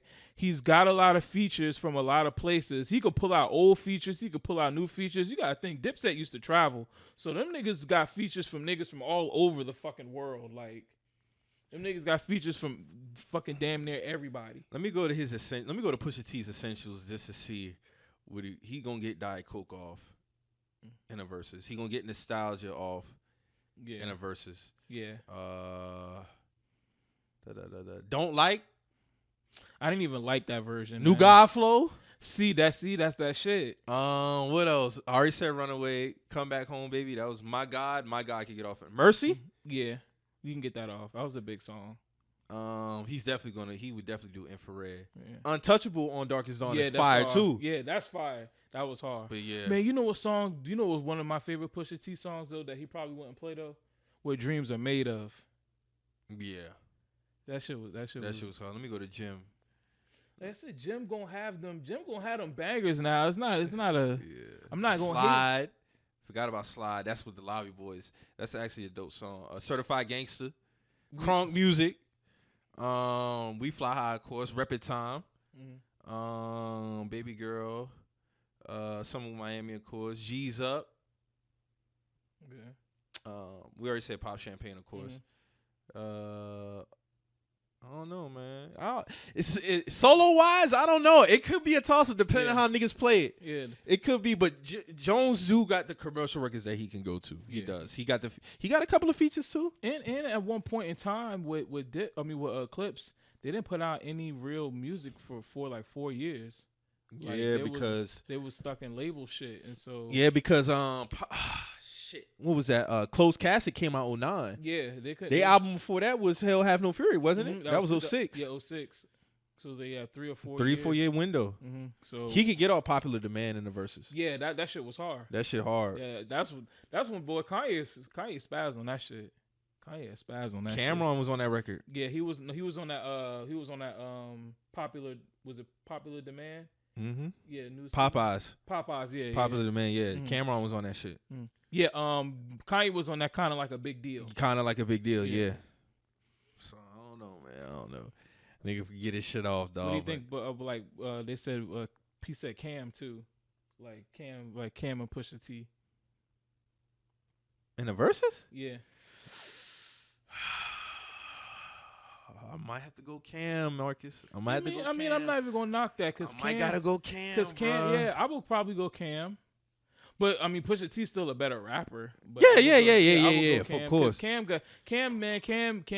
done did so much. Listen, I'm more of a Cam fan than I am Pusha, but I could be fair and say Pusha probably it could, but I think Cam just got he got more than Jim. Yeah, Cam got too much. Cam got a lot. Cam got too much. Cam got too much Cam for put Pusha. in a lot of work. Cam put in a lot of work. So, I mean, just going off shit.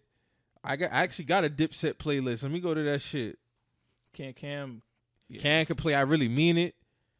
Hey Ma, Killer Cam. Yeah. Who Am I? Old Boy.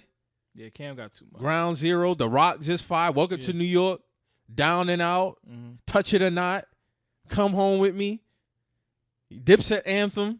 Yeah, it'd probably be tough sledding for Pusha T versus Cam. I think Jones would probably be a better match. Yeah, Jones would be a better match. Jones would be a better match. He'll beat Jewels though. Yeah, of course. Pusha beat Jewels. Pusha beat Jewels. That's easy.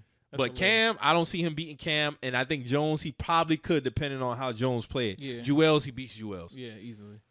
It's not even close. Yeah, he's beating Jewels. He's getting Jewels out of there. I'm sorry. I love you, Jewels, but no. Can't do that one. But yeah, Jones was out of pocket for them comments. I'm interested to see how many bars gonna get thrown at his way though. He's definitely gonna address that shit. He's definitely gonna address that shit. He ain't gonna do it in the interview. Nah, he gonna do that shit all on the record. He gonna let that shit. He gonna let that shit rock. Drake might catch some. He might catch some shots behind that. He might catch some shots behind surprise that. me. He might catch, just because I think Pusha know where that shit's stemming from. Yeah, he know where that shit's stemming from, bro. And there's gonna be a bar in there where he gonna be talking about basically niggas clicking up or some shit like that. Like it's gonna get. We already know Pusha's very witty with the bars. Yeah, it's gonna get. He gonna address it. He gonna address niggas for real, man. That shit was wild though. I mean, but nah, I'm sorry, Jim, man. I can't get with you on that one, Jim. I'm sorry. But I would love to see that versus, though, just for the shits. I want to see it for the timeline because, the timeline was going at it. Yeah. Niggas was in their Jones bag and niggas was in their Pusha T bag. Yeah. I'm like, all right, everybody relax. If everybody was to really sit back and think about a versus, it's pretty that's one of the ones because, honestly, I said it. Everybody was throwing Wayne in the guillotine. For just, all this other shit. I thought they was going to put Pusha T versus Lil Wayne. I'm like, I'm just glad Wayne not in this shit no more. Don't even put my... Y'all found somebody else to throw in there. Yeah. Those Wayne and Push my top 5, so I can't even do that. I know somebody else who got Push in their top 5. Yeah, my top 5. I don't give a fuck. That nigga's in my top 5. Yeah, nigga's a very, very elite rapper, bro. He is. I get with it. So, we'll definitely see what happens. Bruh, how do you feel about... You probably don't listen to her music, but I seen this conversation come up as well as regards to Chloe Bailey. So, her album came out. I gave it a couple of listens because, of course, I heard the Chris Brown record that got a lot of heat because, of course, Chris was on it. I heard about that. And, the thing came out, her only selling 10K.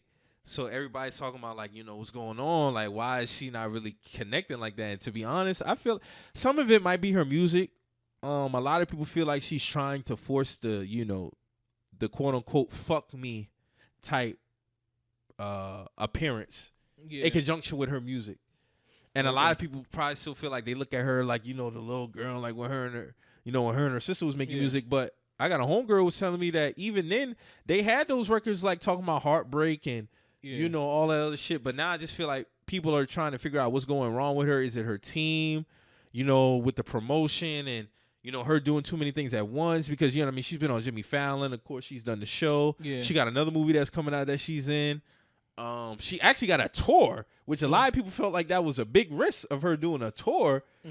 And they just feel like just in conjunction with the music, it's just not really hitting how it's supposed to. I just feel like with her being 25 years old, 24, 25 years old, I kind of feel like she's in that window of finding out who she is while still putting out music. And I'm not saying nothing's wrong with that. But I think you still have to kind of roll with the punches when you do that. And I kind of feel like that's what she's doing. I mean, she's not really been replying to critique anything like that of her music. But I do feel like there needs to be like a steady march with this. I do kind of feel like the rollouts, the promo hasn't been what it was supposed to. Yeah. And I do think her doing a tour is kind of risky.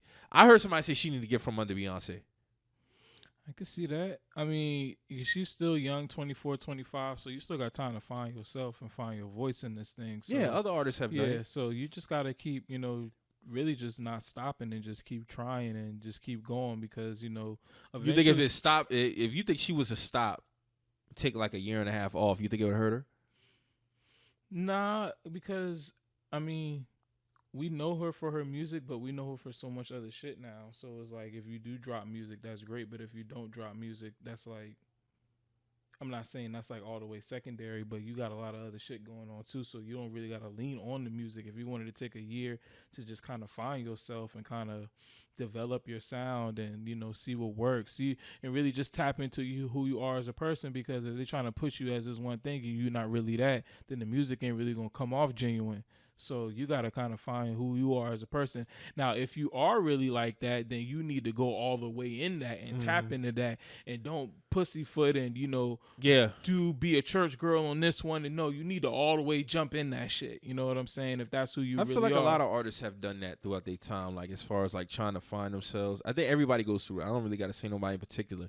I did see this one tweet, though, that I was just full of bullshit lies when they talked about, what I see happening with Chloe Bailey is what happened to Christina Aguilera when she tried to go through her. She wasn't allowed to No, Chloe Bailey wasn't allowed to embrace her dirty side. Christina Aguilera was like, no, the fuck she wasn't, bro. Nah, they was killing Christina Aguilera when she made that switch, bro. I don't know what the fuck you talking about. That's why she had to drop that Beautiful song, bro. I remember me? that shit. And that was around 99, 2000, nigga. I remember I was in third, fourth grade. She had to drop that Beautiful song. Where Christina Aguilera went to that when Dirty came out, she got hella negative reviews for that shit, bro. But she kept on pushing though.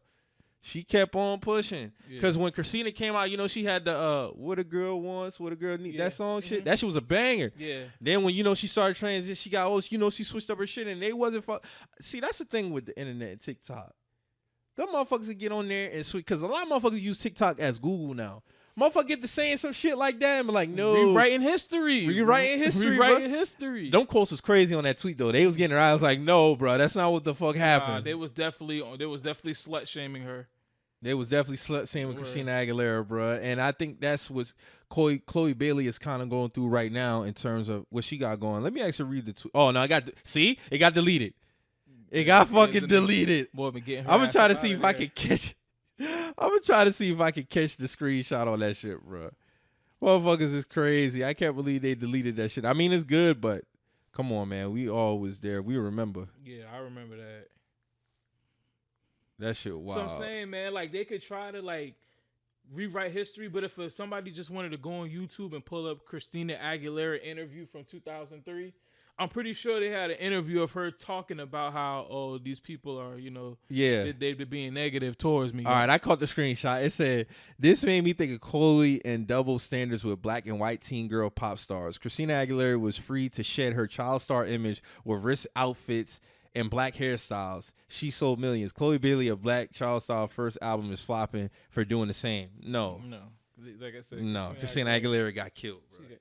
But Christina Aguilera still sold though. She was. But listen, I remember that we was there, bro. Yeah, they was killing her. They was killing her for that shit, bro. They did not like that at all. They wasn't feeling her new image, bro. Just to think that was 23 years ago. Yeah, damn, that was 2003. That was around 2000, bro. So no, we don't do that. But I think if Chloe Bailey, I mean, Beyonce don't really seem like even on her end, like she don't really do she promo them like that? She don't really seem involved like that. She don't seem involved, and I get it. I mean, she's a star in her own right. She probably got a lot going on, but Chloe Bailey been at Beyonce hip since that movie. She was like Kingdom Come, and she was 5 years old then. Oh damn! So she been at Beyonce hip since that's all she know. Yeah. But I do feel like she may need a change of scenery, bro. She may need a change of scenery because when you connected at the hip of somebody like that of that that type of level, you talking about Beyonce, and I'm not saying Beyonce hasn't been. It don't like to me outside looking in. It don't seem like she's really been engaged with her career. So I don't know. Maybe she do need to separate from her. I don't know. Like that might be a thing there to help her, you know, branch out. Maybe see some other things about her. I mean, you just being under Beyonce's shadow, that may could be holding her back. I don't know. Yeah, it might be. It might be. And like I said, you might need to take that year off, find that, you know, that different experience, whatever the case may be. Because I see like Chloe Bailey, and then I also see Coco Jones, who does R&B. Her R&B music is fresh. Her R&B music raw. You fuck with it. I fuck with it. I really haven't heard a lot of her shit. She makes like some real good, like almost damn near like throwback R&B music. Like, you know what I'm saying? Like I fuck with it. You know what I'm saying? And it matches her because she's, you know, how she carries herself. You know what I'm saying? She knows herself, so that's how she can able to put her music like that. Because she was also a child star young too. So it's about kind of know, like I feel like when you're a child star and you're growing up in the light, you really don't know yourself. You gotta go through the growing pains, bro. You gotta go through the growing pains. So maybe it might take a while for people to look at you differently. Like, bro, like I said, everybody's done it. Justin Timberlake had to go through it. Yeah. Britney Spears had to go through it. A lot of them who was kid stars, when they become adults, like, bro, I'm not that kid no more. Like, I have adult desires now. Yeah. You know what I'm saying? Like, yes, that's gonna be in my music. That's why when Christina Aguilera, she had to go through the same thing. Yeah. So I think it's a hump that she can get over. And throughout the process, you may have to take those hits through your music, but at least you're getting it out. Yeah. That's how I feel. You're getting it out and you're taking those hits and you're also like learning yourself. And I think as she gets older, bro, she's going to start to really get into a certain pocket. And when she get in that pocket, the music is going to reflect that. Yeah. But by no means do I think her stopping, I think, would hold her back. Now she can take back some time and reflect, and she'll catch it. Yeah, when you'll know. Yeah, you ain't gonna gotta take 5 years, but you gotta take some time to kind of reflect and kind of get to know yourself a little bit more. I think now in the era that we're in, I think she's more inclined to take more time off due to the streaming era. See, back then the construction of contracts was different because you were signing 4 or 5 album deals, and them shits had to be out on the average every 1.5, 2 years. Yeah, you know what I'm saying? Mm-hmm. So now it's like you have more range as far as time to when you really, because you could just hit a button and drop that shit. Mm-hmm. So it depending on what type of contract you in as well. But I don't know. I'll be interested to see, like, after this. I'm interested to see how her tour turns out more so. I mean, I think we'll see then for sure. If she's doing, like, little amphitheaters and things like that, it'll be a good turnout. She got, like, a 15-city tour, bro. Yeah, if she do, like, something that maybe could fit to, like, maybe 1,500 to 2,000, maybe 3,000 at the most, that's cool, bruh. That's cool. People might sit there and maybe talk down on me because I'm thinking, oh, Chloe Bailey can only sell out 3,000. But, bro, putting 3,000 people in the seats is a lot of people. It is. It depends on what type of artist you are, what type of artist you are. For her right now to only sell 10K, if you have 3,000 people in there. But, see, a lot of people expecting more because of where she's at status-wise and how she's connected to Beyonce. That's what I'm saying. Like, maybe she may have to separate. I don't know. It could be hard pressed for her because, like I said, she's known Beyonce since she was 4 or 5 years old. That's true, but you gotta find yourself a fan base through your music, not exactly just who your associations and your images, and your images and how you look. And I understand you doing the acting shit, but you started off with music. If you want to continue to do the music, people gotta know you through the music. Facts, especially if that's your main thing. Yeah, if that's music is her main thing for sure. So it ain't the acting. So you gotta get it in. You have to establish yourself through the music. I think a lot of the women artists go through that, female artists go through that. So, I mean, it's interesting because of course she's not SZA, she's not Summer Walker as far as the turnout. Because when they drop hard and people go out and they get their music. Yeah, you know what I'm saying? Like they gonna buy Summer shit, they gonna buy SZA shit. It's a couple other ones who ain't gonna really move. Like we talked about it, like with Meg.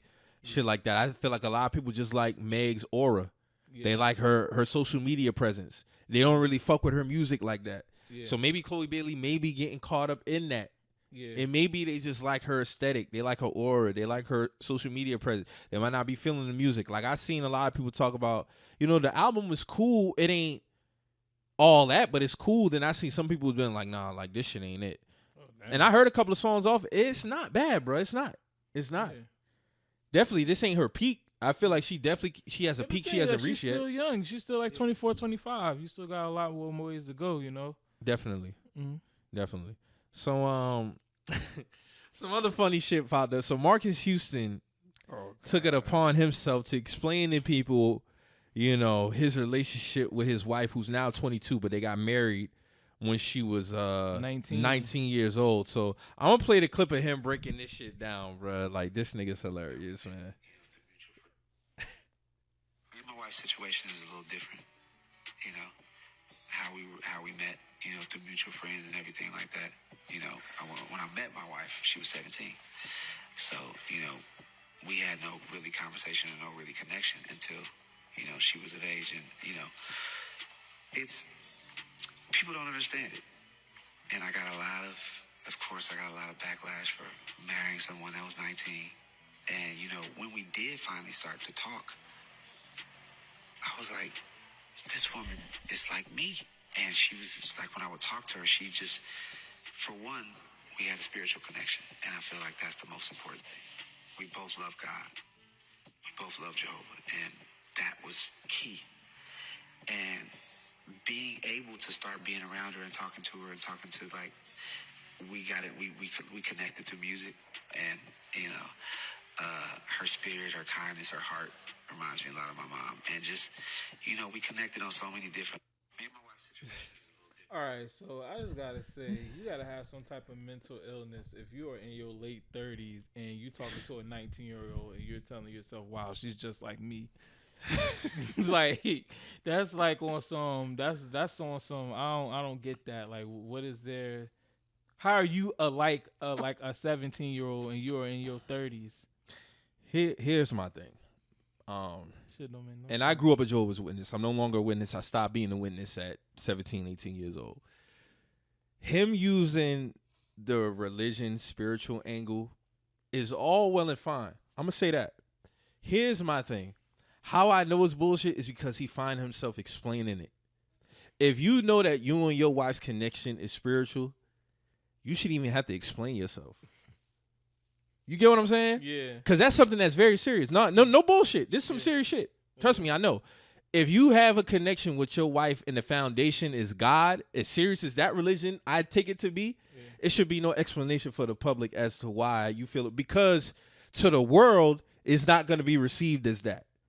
It's not going to. But at the same time, though, Mike, people have used religion to mask a lot of shit. That's what I'm saying. That's why he was better off not saying nothing. I feel You get what I'm saying? Yeah. So if you and your wife got married at 19 years old, you didn't have no real conversations till she was of age. Which so it would have been I do 18, not 19. believe that. Which But I here's do the thing. not believe that. Here's the thing. When it comes to being a Jehovah's Witness, bro, they take marriage very seriously. I'm giving you background. So they take the process of getting married very serious. My dad, he's still a witness. So when he dates, he's dating for marriage. And the marriage is happening within a year. So his timeline is not off. Yeah. Marques Houston timeline is not off. When you start dating somebody, you're expected to be married within a year. That's how it's always been. I'm just speaking within the confines of that religion and how shit goes. It's never been a time where I seen somebody start dating within that religion and they not be married within a year. Oh, shit. If they surpass a year, it might be due to timing, so shit get off. It's not engagement is not longer than 2 years. I tell you that. It's not. So if he started talking to his wife on a serious tip at 18, they got married at 19, that sounds about right. Because they take dating very serious. You're not just going to be dating. Like, I'll use you and your girl, for example. Y'all been together how long? 7 years. There's no way y'all would just be dating for 7 years and not married if you wasn't within that religion. Yeah. Questions would start to come up. Yeah. Like, what y'all got going on? Like, y'all just lamping up. No, they don't play that. Yeah. So, but also my thing is this. When it comes to...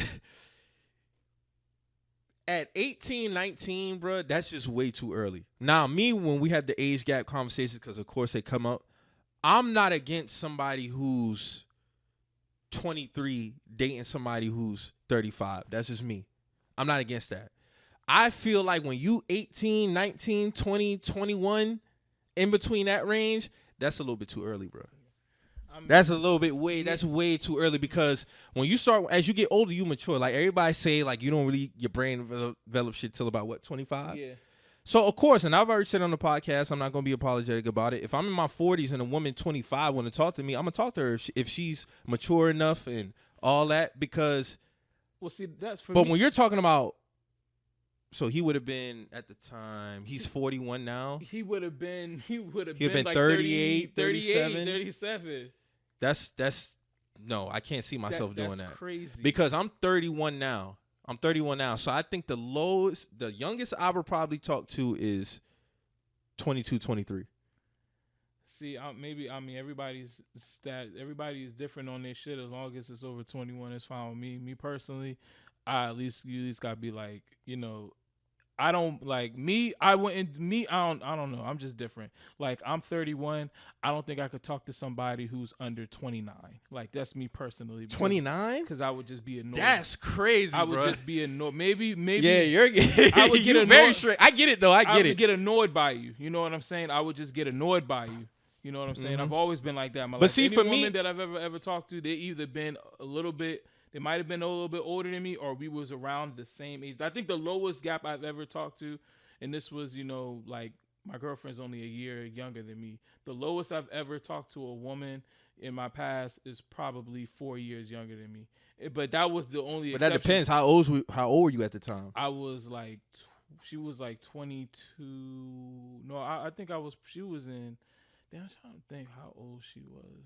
I know I was like This was in 2014, 2015. So you would have been 23, 24. We the same age. Yeah, she was like 20. She would have been like 20. I mean, so yeah, that ain't. Yeah, that's not bad. Y'all around the same. Yeah, we're around the same age. That's what I'm saying.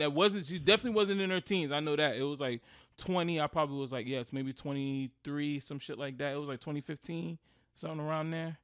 Yeah, so you've been 24, 23. But here's my thing. And that's why I say the gap, it got to come with context. What age are you? Yeah. You see what I'm saying? So I just can't see, like, even with me now, the youngest woman I probably, in my lifetime, the youngest woman I talked to probably would have been, so I'm 31, 25.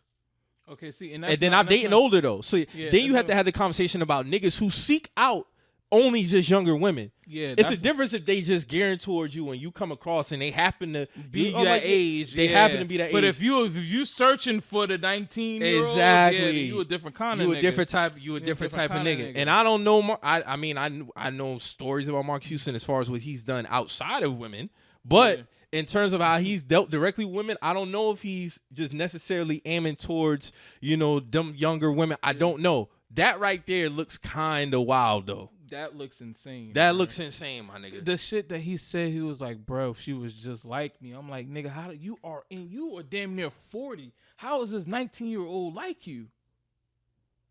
How? Yeah, man. What is the conversation about? The spiritual connection, man. I'm telling you, it's deep. It's different, bro. I'm telling you that shit. I'm telling you, bro. And you cannot change their mind on that shit, bro. That shit deeper than because it's deep. Deep. So if them boys, if they telling you that they got a connection through God, they honestly may, and I'll give us a, they may feel that way, and they truly, I will say they believe it.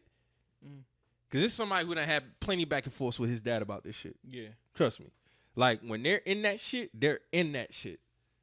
And if they have a marriage and that shit is a solid foundation based off their love for God, that's just what it is. Yeah. But for me, based at the world wouldn't really look at that in that light, you should have just left it alone. Yeah. You should have just left that shit alone. You should have just kept quiet this whole time. Just let it be. Because if y'all have an understanding, y'all got an understanding, bro. Yeah. Everybody's not going to, my nigga, you 41, she 22. I mean, at this point, it's legal now. I mean, yeah. But you know what I'm saying? But like, the 18, law-wise, I mean, you really don't have to answer to us publicly. We're just going to assume you're a fucking weirdo. Yeah, but you technically don't have to answer to us, Yeah, and like I said, it's everybody's perspective, and it's always going to boil back to the age gap thing. Like, bro, everybody, as you get older, I feel like even us consciously, I talk to women older than me. I done talked to a woman older than me who had never thought to talk to somebody 30 years old. Yeah. She's 37 at the time. Yeah. You get what I'm saying? Mm-hmm. So it's on both ends. That's why I say it goes back to the type of man. Like, if you a man out here seeking younger girls, you got a problem. But if they just come in just cause, that's different. Yeah. Especially if you're talking on both sides of the spectrum. Yeah. See, like me, I dealt with women younger than me. I dealt with women older than me. Yeah. And honestly, I can't say if it's been more or less. It's probably just been even, or they've been a year younger than me or a year older than me in that window. For me, it's just how I am as a person. I would just get irritated. I can't talk to no 19-year-old. I can't do that, bro. Oh my God. That's oh my God, that's horrible. And if I'm having a conversation with a woman and she tells me she's 20 years old right now, I'll be like, yeah, it sounds good, but I don't know about that, bro. Like, I don't know. I think, like I said, for me right now, being 31, I think the youngest I could talk to is probably 22, 23. If I was still out here and shit, the youngest probably would be maybe like 25, if that. But I'm really not trying to go below 29. Like, I'm really trying I feel you. Maybe 20, maybe really like 27, 28. I feel you. Drew, how you feel about it? Don't use the Lord's name for some ass. That's how I feel about it. Here's my thing. All it was to me, you saw that young, beautiful woman, and you know you couldn't talk to her, so you waited. That's just what it was, bro. And you pulled the Jehovah card out as soon as it came through. You know that woman was because she's a beautiful woman. She is. But you know you couldn't talk to her because she was 17 years old. And you said, I'm going to just wait until she becomes of age. And that's when you made the connection. You seeked her out, bro. That's just what it was. You seeked her out. Definitely gives me Predator vibes in that sense, if that is how it is. But, honestly, Marques Houston and the rest of those guys from B2K, they really have all been some strange characters. Yeah, Chris Stokes. Like, Yes. You know, Chris Stokes is a witness now too. Right. And see what I'm saying? Like, it's just always something when it comes to those niggas, they're just a weird bunch of niggas. You know what I mean? So they got a history. To they know got a that, track record. To hear this shit doesn't surprise me just because you just see the shit they have endured, the allegations that have been brought to them. You know what I mean? Yes. So to see him move in that light, maybe he still is caught up in a 19-year-old mind. You know what I mean? Like, physically, he never had a 19-year-old. He wasn't a 19-year-old even as a 19-year-old. You know what I mean? The nigga was a child star. The nigga was in fucking... I get what you're saying. See what I'm saying? Like, the nigga has... And that nigga been in music since 12, 11, bro. Since he was a fucking... And a TV star. Right. He got like the what's it called? Like the grown kid syndrome. Yeah. And shit like that. Yeah. And so, you know... Michael Jackson went through that. Right. Yeah. And so, you know, you see that shit, and I mean, honestly, I'll say for niggas that to fight their way throughout that era, like Bow Wow has some allegations coming up, you know, as a child, talking about his bodyguard raped him and all that other shit. You know what I mean? I ain't heard about that. Yeah, that was one of those early on, internet rumors. But just that time period of like for the niggas to make it out to be successful or still have some kind of something, you know what I mean? I think he's only can relate. I mean, you think about what you can relate to or relate to with a woman, like what y'all common interests is, you know what I mean? So maybe he is trapped out. Like maybe he's able to live through her like how he ideally wanted to be as a 19-year-old. You know what I mean? Like he's 41 now. I mean, that's older, but that's not old. You know what I mean? If you're 41, what's the youngest you're talking to? If I'm 41, I'm talking to at least like a 69, 70-year-old woman, bruv, because I'm trying to catch that check. You know what I'm saying? This nigga's crazy. He threw a 180 on me just now. I didn't even see that coming. Because you already know that SSI is hitting. It's hitting. See, this nigga be thinking about the long game. Yes, I ain't even mad at that shit. And then no offense, praise God. If she does pass away, now we Rocky. Drew's probably going to get in that will. You know what I'm saying? I was asking from a younger standpoint. Okay. Oh, my bad. If you 41, what's the youngest you would talk to? I see the play, man. My nigga really thinking long term. Oh shit. 41. I'll have to cap it off around 29, 30. You know what I mean? 30? Yeah. Okay. I don't see myself past a 10-year gap. You know what I mean? A 10-year gap? Yeah. Okay. I don't see that. And you know, just because I know my conscience and my like what I'm gonna put up with, that goofy shit, it's fun in games and shit. But I mean, you gotta look at what under 30 looks like. You know what I mean? Under 25 Do you attach like. age and maturity, or is it case by case? Case by case for sure. Like I got a young homeboy. He used to do security with me. He's like 27 now, 26 now. You know what I'm saying?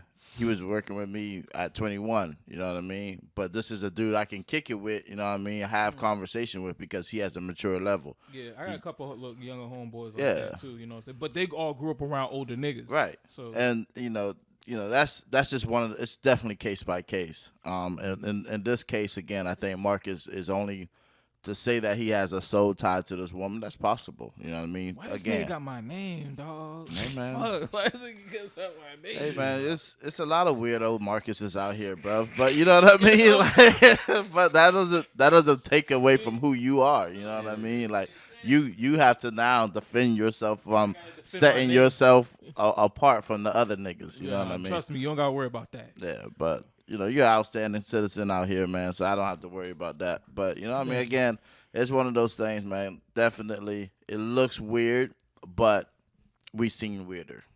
Yeah. You could have said that explanation, my nigga. That's all I got to say about Marques Houston. But, yeah. If that nigga's within that religion and he's dating, and his timeline definitely makes sense. But save this other shit. You saw that beautiful woman.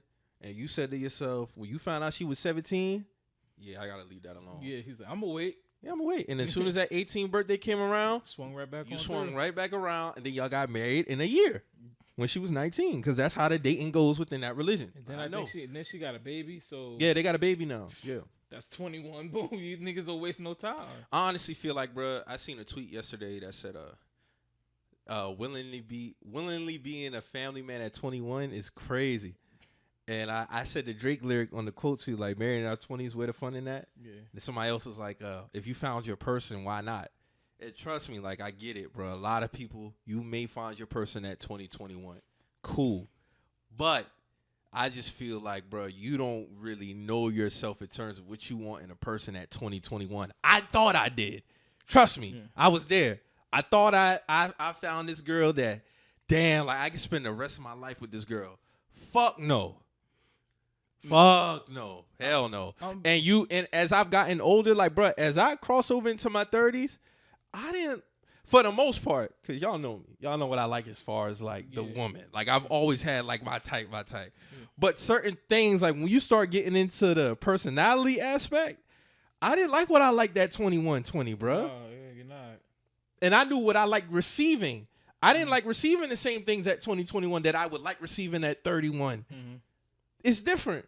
Yeah, definitely. But if you go now, I will say this: if y'all growing together, healthy wise, I don't see nothing wrong with that, bro. Nah, if you could feel that, but I'm gonna keep it funky. Because I will say this though, before you go, it's gonna be some hurt within that. Yeah. So if y'all there's gonna be some hurt within that. I'm not wishing it on nobody, and there may be some occasions where there isn't no hurt. But if you're 2021. I feel like there's gonna be some hurt within that window, bro. Y'all might even fucking break up and get back together within all that shit. But here's my thing though: if that happens, and y'all do go through that hurt, you got to take it on the chin if you're gonna stay together. Yeah. You can't be bringing it up because it's only gonna hold your shit back. Yeah. Continuously hold your shit back. Like I heard some shit the other day when people was talking about like this dude was talking about like how he want to marry his girl. You know, she got 2 kids. They got one together. She got 2 kids for somebody else. They got a kid on the way with each other. And he got one. So in total, they got like 4 kids. That their parents together. Blended family.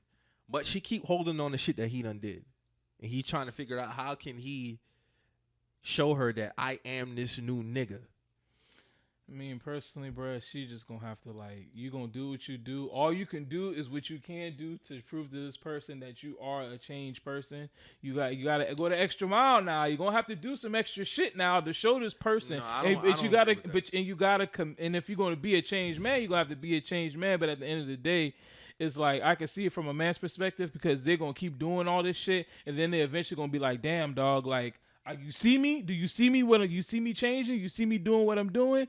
You know, and then from a woman's perspective, a woman's going to want to take her time, feel herself out, get her emotions, which she's granted because if she's the one's hurt, then, she's going to have to, take more of that, on the chin. You feel me? So I can understand that as well. It's just got to be some type of balance within that.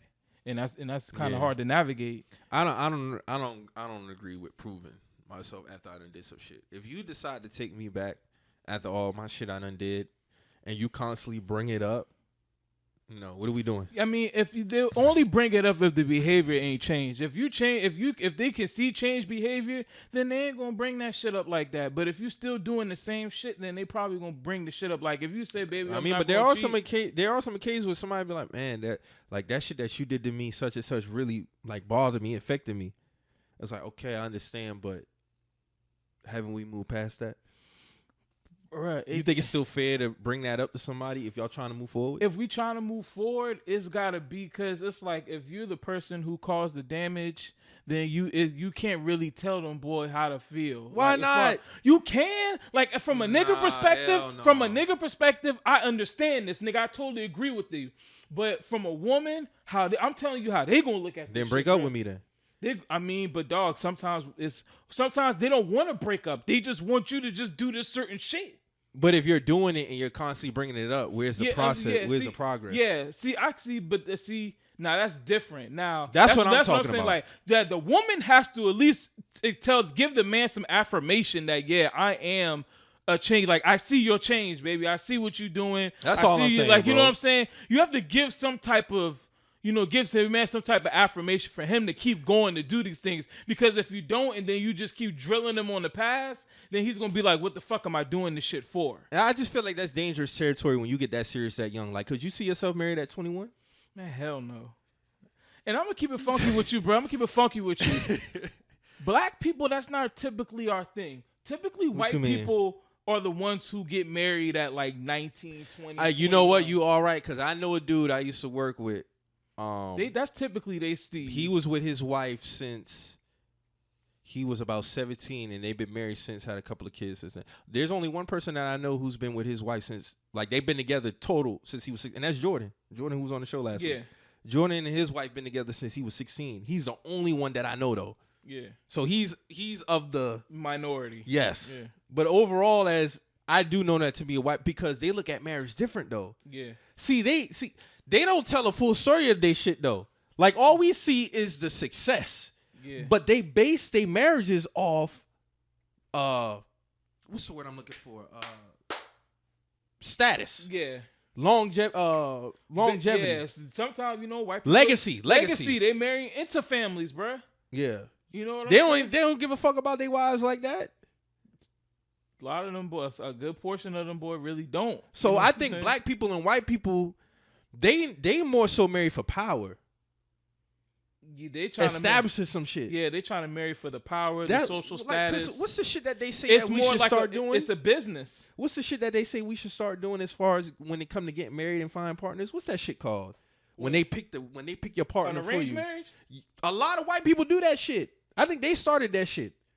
I mean, I know they do that shit in other countries, like India and shit like that. They do arranged marriages, but I just think with white people, their whole concept of like they'll be young as shit. They'll be like 18 years old and they'll get married. They'll have kids and they'll try to establish the family base like that. Business. It's business. It's business for them because they feel like, okay, I'm gonna do this. My wife's gonna do this. We gonna have the kids and then we're gonna, like I said, establish it like a business. Even though there's probably a bunch of whole other shit going on behind the scenes that we don't know about. But that's just how what I've seen. Here's my thing. That can work if the foundation is business. Yeah. If you mix love into it, it's gonna get ugly. Yeah, because I'm pretty sure it's gonna get ugly. These niggas be cheating on their wives be cheating on their husbands, and it's a few black people and when black people marry for social status, you can tell. Like you can tell that shit. White people is you could kind of tell, but that's kind of like their little MO. With this, I get what you're saying. Shit. Like, but if a black person is marrying for status and power, you can see it. You can see that shit, bro. You can see that shit. I mean, even with dating, when Nicki and Meek Mill started dating, that was definitely for an image.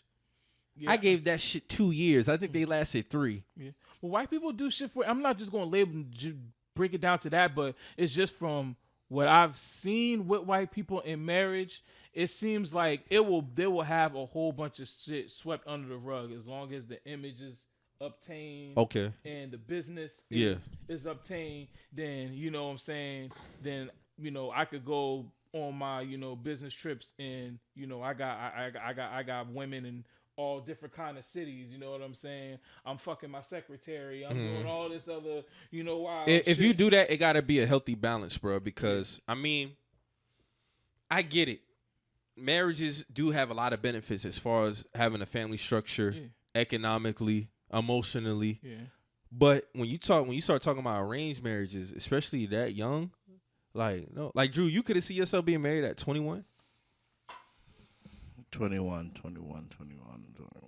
Hell no. I mean, nah. Only because it just was a lot of life lessons from 21 to now. You know what I mean? Yeah. And I know that if I got married at 21, I would have been settling. You know what I mean? I would have been cheating.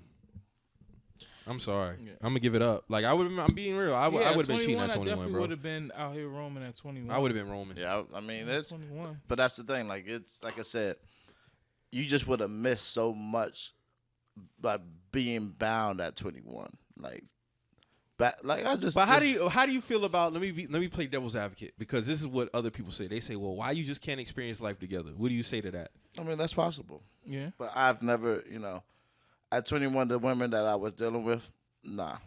You know what I'm saying? Like none of them had, to me personally, I mean, they didn't have like the motherly traits of like, you know what I'm saying? Like, of if I'm going to marry this person, of course I gotta think about children and all of this shit. So again, it's like you said earlier, I'm speaking long. I look at long term. You know, at 21 years old, it's gonna be hard pressed to find wife material with other 21-year-olds. Dealing with the shorties that want to be in the club, they in the club because I'm in the club. You know what I mean? Like that's not respectfully, that's not the woman I'm looking for to marry or have my child. You know what I mean? Like that's fair to me to say. I feel, but I wouldn't. Me at 21, no, because of where I was at 21. I was still around mixing up. I was outside, all that shit. You know what I'm saying? Wouldn't have taken that step. And I'm also not playing around with people's lives. You know what I mean? I'm not going to bound this shorty down and take away her youth because I want to be selfish and still be out here fucking around. Like when I know that I'm ready to marry, I'm done. Yeah. Jerseys and the Raptors. You know what I'm saying? Done. So at 21, still thinking the same shit. I'm not wasting your time, bro. I'm not wasting my time because this ain't sincere. This isn't gonna be the end all be all, bro. Then I'm calm. Yeah. So, yeah. I feel you, my nigga. I agree. I just feel like it's a lot of growing up to do within that time frame, bro. That's how I feel. And I do. You know, I know a lot of my white friends are married, and they're still married. And there's, you know, some of those white friends that were friends of the white friends that are no longer married. You know what I mean? Mm-hmm. They was out here mixing up. Now you see these, new child, new nigga. You know what I'm saying? Like, you see this shit, but it's like, okay, yeah, you did get married at like fucking 19. He was like 21. You know what I'm saying? Like, a lot of them boys don't make it out of 10 years. You know, because you growing 10 years together. At that time point is crucial. Yeah. You thinking coming out of college. Yes. You know what I mean? Y'all both broke together. You know what I mean? Like, so trying to find a career. Trying to, again, check off the boxes of what America and what society has led us to believe this is life. This is what we're supposed to be doing. Now you got to get the house. Take care of these shit. Yeah, man. Maintain a job. So that's where, you know, I've had examples, you know, to show me that, yeah, you could pull the trigger.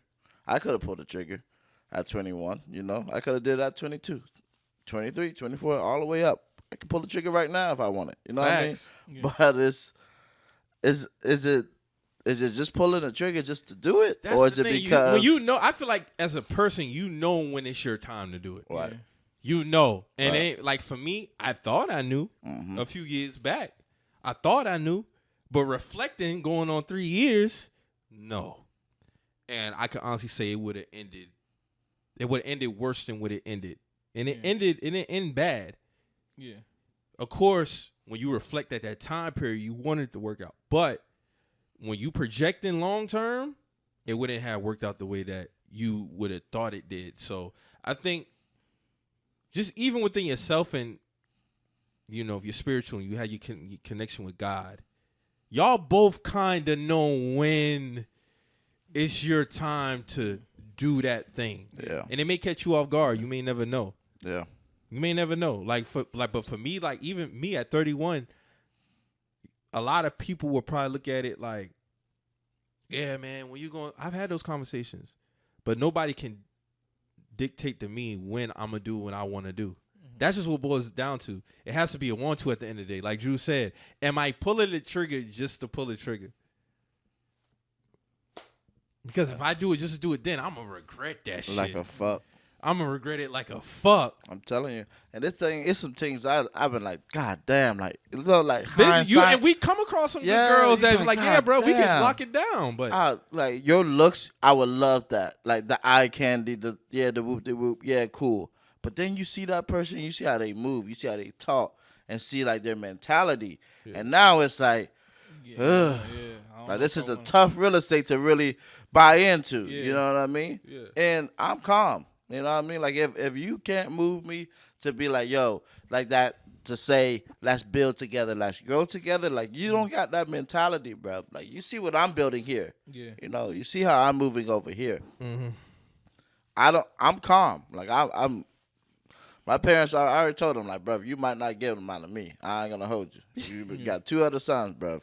You might not get them out of me, though. You know what I'm saying? And like, I feel like for us, Drew, you know, other people may disagree. I think, like, we don't really have to have a certain timetable when it comes for us because, you know, we're men. Mm-hmm. You know what I'm saying? So I feel like Like somebody jokingly was telling me, it's like, Mike, now you hit 40 now, you ain't got no kids, don't have no kids. And I laughed at it, but I said to myself, like, why I can't have kids at 40? All right. I mean, bro, that dude who was on 40-year-old version, he had a child at like 50. Oh, you talking about what dog name is? Dog. Ramoni Malcolm. Yeah, that nigga got a child at 50. I didn't even know he was that old. I thought dog was younger. I mean, he looked good for his age. You know what I'm saying? So I didn't at 50. That's kind of crazy. But yeah, I mean, it happens. 50, but maybe I still 40? feel like with everybody knows the trajectory of their life.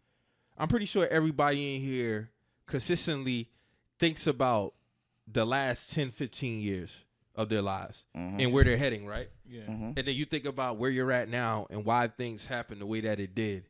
Like, because like Drew said, like there's probably been some potential relationships over the last 2 years I could have inserted myself in. Good women too. But I know I wouldn't have been the man I needed to be for them. Yeah. Because I'm not only I'm focused on myself, I'm chasing my dream with this right here. So it's like, and I've seen other dudes utter them same sentiments, and it's kind of like, it would have to take somebody really catching you off guard to be like, oh shit, like she could take this ride with me. Yeah. But it got to be a lot of understanding, bro. It got to be a lot of understanding when you trying to really put some shit in motion. Like I was having a conversation with my boy, like he chasing a dream too. And him and his girl recently, like, you know, they broke up, they separated, and he was kind of hit with an ultimatum.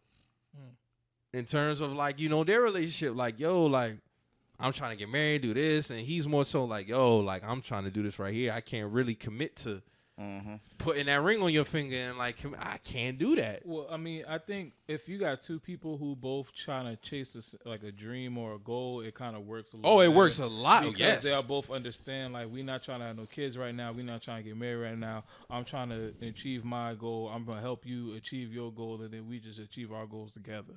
And then we make it out like that. But if you got one person who got a goal in mind and you got one person who just they're not really got shit moving, then this person, while you out working, trying to achieve your goal and dreams, this person just sitting at the house waiting for you. That's exactly what he said. Yeah. He said he had those conversations where like, yo, like, it's going to feel like that because I'm out doing this. Yeah. But if you're home, you don't have a hobby. Yeah, if you or was something that you chasing. if you was doing something, then it would work because you could. Yeah. See, like, at 21, I was dating a shorty. She was 28, 29. 29. So, you know. That's different. That pressure started different. coming at me very early because it's like, yeah, nigga, you know what you're dealing with here. You know what I mean? Yeah. Like, but she also, social media society shows that, okay, the people in her age group getting married, having families, all of this shit. Especially at 28, 29. But you also gotta know if you fucking with a nigga who 21. But that's the sucker shit that she thought I was on. You see what I'm saying, bro? And I ain't no sucker nigga. So that's the thing. Like, again, being able to recognize what you want. Because at 21, I knew one thing. Like, I might have not known where I would be here at 33, but I knew that that wasn't my wife. Yeah. That wasn't where I was supposed to go to pull for her and do what she wanted me to do. You know what I mean? I'm my own individual. You can't tell me when I can have a child or when I don't need to have it. You know what I'm saying? Like, but also I moved in the manner of like, okay, you starting to say this shit now. Let me definitely make sure I'm strapping because, nigga, we ain't even trying to play that shit. You know what I mean? Because that's what the energy's giving me. It's trapped me at this point. You know, and I get it.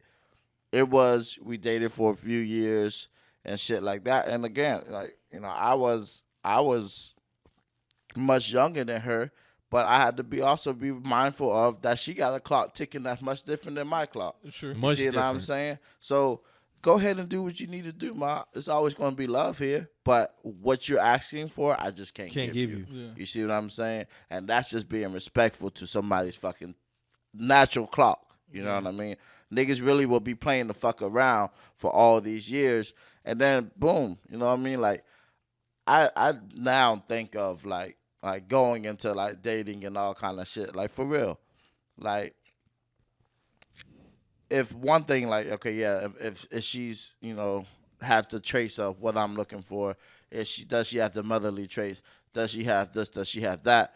But also, I gotta look at, like, you know, again, being in that same breath of being respectful, that, there will come a time that complications possibly can happen when childbirth comes. You know what I mean? That shit that niggas have to really, like, I don't know, we really as men think about shit like that, but that still goes along with that woman's clock. You know what I mean? Complications can happen as the closer to you get closer to that clock.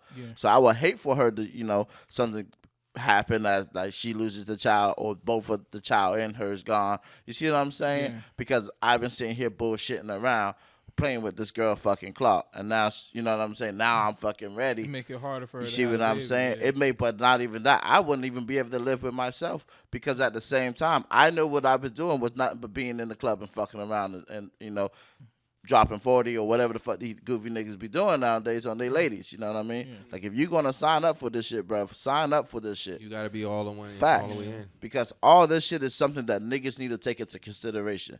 But this is the shit when niggas be like, oh, when shorties be like, black men don't protect black women. This is the shit that I don't think they don't even realize. Like, I'm protecting you in this type of manner versus you worried about me posting a picture of us. You know what I'm saying? Like, I'm saving you from a lot. A lot, you know? And so that's just where I'm at with it, bro, when it comes to, like, really being very selective in my grown-ass age at this, and me walking with these lenses on my face. You know what I mean? Like, I got to look at life at this situation. You know what I mean? But, again, it takes two to fucking tango. She got to be able to realize that same clock is ticking for her, too. It's just at a faster rate than mine. I think with us, we have a little bit more leeway in terms of how we assess it, because like I said, we got shit going on. Facts. You see what I'm saying? So it's like, yeah, that time is gonna be, you know, and like I get it when dudes are chasing something, bro. Like, it's gonna be some times where you ain't gonna come first. Yeah, that's just what it is. Like, cause I can't sacrifice this. Yeah, cause I really want this. And it's no disrespect to you, but it's don't just like, don't be BSing though. You know what I'm saying? Like, if you really out here trying to get these dreams and push through, because like I said, like, there's times where I go to sleep and I wake up because I'm dreaming of an edit of how to edit this fucking video, of how I want to create this shit. And I pop my ass up and I go fucking do the shit. You know what I mean? Not everybody has that drive. Not everybody has that energy. You know what I mean? That might piss a shorty off. Like, nigga, why you up making all this noise? You know what I mean? Yeah. What you mean, why I'm up making all this motherfucking noise? You see what I'm saying? No like why are you asking that question? You know what I mean? Or you noisy in the morning. All right. You know what I'm saying? You but see what I'm trying to do. You don't see it. And that's the thing. People believing in and buying into what the fuck you really got going on. You know what I mean? And it's crazy to see this shit. All my life, bro. Oh, you work too much. You work too much. You work hard. I know you tired. You don't ever sleep. I hear this shit all the time, bro. And it's like, dog, when should I sleep? You know what I mean? Other than when my body tells me it's time to lay the fuck down. Well, let me ask you this, Drew. Do you feel like there's a point? Because I asked myself this, too. Do you feel like there'll be a time, whenever that time may be, where you insert that balance? Yes. In terms of taking the workload down? Yes, 100%. But that's when I'm able to pay people to do this shit. You see what I'm saying? Yeah. When I'm able to not be as hands-on to everything. Yeah. You know what I mean? When shit can literally go hit autopilot and shit's just fucking flowing. You know what I mean? But niggas don't understand. It don't just happen that way. You got to get to that point. Facts. You know what I mean? For a CEO to take off, to have vacations, to have all of this shit, he got to have a fucking person in place that ain't going to burn the fucking business down while you gone. You know what I mean? And shit like that is very hard to find in this climate that we're living in today. Niggas ain't trying to work. And damn sure ain't trying to live on another man's vision to push your vision through. You see what I'm saying? So I don't know. Everybody want to hit the turbo button to get to I want a vacation every day. And like, no, bro. A lot of work comes in between that process, bro. 100%. A lot of work comes in between that shit. You're going to put in your 10,000 hours like every 100%, dog. And I'm telling you, I'm putting in the motherfucking work. You know what I'm saying? And that's, you know, if somebody has to take, you know, a L on the back end, sorry, ma. But this is what I'm doing. There is some selfishness that comes within. I was watching Ty Lue's interview on Pivot Podcast, and he was talking about how he couldn't even make certain funerals of people that passed in his family because the Clippers was on a slide, and he had to stay. Like, and I think about even with my dealings with family, like, as this podcast has grown, I seen myself not really having certain interactions with certain family members like how it used to be. And it's not, trust me, it's not, because, like, bruh, honestly, you just be mentally kind of, like, drained, so you just want to take that time. And just, y'all know, I've always been, like, by myself. Y'all know Mike ain't really going to mix up and do a whole bunch of things. I really do keep to myself, and I value my me time. Yeah. But, like, I understand it when I hear Ty Lue say it. Not saying I'm on the same level as Ty Lue, but I get it. It's like, damn, bro, there is some selfishness that come with this shit. And it's no malice at all. That's just what it is. Like you're saying, like my mom more than anybody, she understands it. Yeah. You see what I'm saying? But it's like, so when you talk about inserting somebody else into your life, honestly, bro, and I'm not saying it always work. Maybe you would have to have somebody like Marcus said earlier who is either doing something or maybe in the same lane that you on to where they completely understand what you got going on. You see what I'm saying? Y'all both work together. Yeah, and that's the, you know, ultimately I know there's people around that, you know, are huge believers into what the fuck I got going on and what I got shaking and shit like that. But then it comes to times of, like, you just got to read the fucking room. Yeah. You see what I'm saying? Like, to know, like, all right, bro, this nigga's locked in over here. Like, let me go find me something else to do. You know what I mean? Or let me let this nigga be. You know what I mean? Like, bro, if I'm really trying to get the fuck up out of here and really make noise out here, like I'm really trying and pushing to do, you know, that all, like, me wanting to make somebody happy and also still have my happiness, like you gotta have to pick and choose that. Like me in this state right now, like I have to pick and choose. You know what I mean? Like if it's somebody who's nagging, I'm calm. You see what I'm saying? Like if you calm over here, I'm calm. That's somebody who I can fuck with. You know what I mean? Like they can understand and respect the boundaries of, I don't need to be up under you all the fucking time. You see what I'm saying? And we have to set the bar of this boundary. And you remember I said this shit before when I was like, you know, the whole switch up of when I lay the shit out, when you first meet somebody and you say like who you are and what you have going on, and I go ahead and hit you with this long list of all the fucking jobs and everything I have my hands on, that ain't cap. You see what I'm saying? This is what, when I said this shit, you should have heard me. Now, if you're thinking 2 months, 3 months on the line that I'm going to start kicking shit off, like stop doing shit just to fuck it with you, like this shit was here way before you. This shit gonna be way after you. You see what I'm saying? And that's the thing. Like some people mentality is to change a man to mold them to their liking. Especially when you start feeling yourself hitting a pinnacle. Right. You see what I'm saying? It's way different thing because you don't want nothing fucking up that climb. Nah, you don't want nothing fucking up that climb. So I think that's something that everybody pretty much they sit back and they even have that conversation themselves with it. But I'd be pissed, dog. I ain't gonna hold you. I'd be shitting.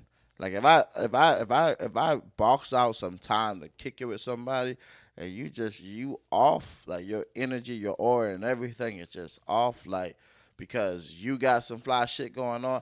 You could have told me you need some solitude today, and I would have respect the fuck out of that shit. Man. Then fucking you have me in here looking at you and playing, what's wrong? What's wrong? Yeah. What's wrong? Like, I can't read minds, bruv, and I'm not here to try to read a mind. Facts. You know what I mean? Like, just tell me what the fuck it is, and let's keep. If you need some time to yourself, cool. You need a bottle, you need some wine or some shit, I'll run to the store, dap you up, peace. I'll holler at you at another time. You know what I mean? I really just want to be a very transparent person. Just lay it out how the fuck it's going to go, how it's supposed to be, and let's rock it out. And if it doesn't fit your agenda, your criterias, cool. Because at this grown-ass age, you should know what the fuck you want. You know what I mean? Everybody should know what makes them happy and what doesn't make them happy. Yeah. And if you don't know that, maybe you need to go see a therapist for real. You know? That can help. That's a step right there, because you really need to tap into whatever your traumas are that you can't even recognize what's in front of you. So perfectly said, my nigga. Yeah, man. So Isiah Thomas and Michael Jordan, man. Still beefing. Where we at with it, man? Man, I ain't really got to say. We all seen it on the timeline. Zeke, I mean, I fuck with Zeke. Zeke my dog, but Zeke just got to let that shit go, man. That's just a dub, bro. The nigga is not going to ever in his life apologize to you about that shit, dog. Or publicly. Never, nigga. I laugh when he said publicly. You'll never get that shit out of Jordan, bro. And if it do, it'd be a rare fucking day, I tell you that. It'd be a cold day in hell before that nigga get on television and be like, I'm sorry, Isiah Thomas. Y'all niggas, how him and Magic had that sit down, nigga, Jordan not doing no sit down with no nigga. Barkley ain't getting to sit down. Pippen ain't getting to sit down. None of these niggas is getting to fucking sit down. You take that shit how it go, nigga, and you keep that shit moving, bruh. That's just how Jordan gonna play that shit. I don't understand what he. To me, it sounded like like Charles Oakley said they had to clip because that was from an old All the Smoke episode, and he was like, Isiah, Michael don't want to be your friend, and that's what it sounded like to me. Like, yeah, he going against Mike, he going against, bro. You asking for you want to be friends with this nigga, but y'all don't fuck with each other. And me and Jordan just had this conversation on the podcast about, bro, if we don't rock with each other, that don't mean we gotta have beef. We just don't fuck with each other. Yeah. So just let it the fuck go. And everybody is gonna. I seen people are using Isiah Thomas as a vessel to get off their hate for Michael Jordan. I don't give a fuck if you hate him, but that's just what it is. And it just seems like everybody's using Isiah Thomas as the vessel. Like, bro, tell a full story. Like, Isiah Thomas is painting it as if he's a victim. Like, bro, it's the reason why Magic Johnson don't fuck with you. It's the reason why he don't fuck with you. It's the reason why Mike don't fuck with you. No, Magic, they got back cool. You see what I'm saying? At one point, they didn't fuck with each other. Exactly. They got back cool. But here's my thing, though. At the end of the day, he can say whatever it is and say however he feel, right? Mm-hmm. Yeah. You as a grown man, if you're trying to, like, if it was me, right, in this situation, and let's just say, I don't know, I'll just use a random name, Jerome. Michael really wants an apology from Jerome for some shit that he did some years back. Yeah. And I'm constantly arguing this shit on social media all the time. How would that be looked at as? Like, if we take Isiah Thomas' name out and Michael Jordan's name out and insert two other names, this would be looked at as some lame shit, wouldn't it? Mm-hmm. Mm-hmm. It'd be a one man begging another man for an apology. A spade is a spade, my nigga. Yeah. Like, fuck all the Jordan legacy, what happened, all this other shit. We ain't got to argue about that because I ain't arguing about that no more. Yeah. I'm just talking about this act right here in itself. That would be looked at as some lame shit, my nigga. I definitely would be.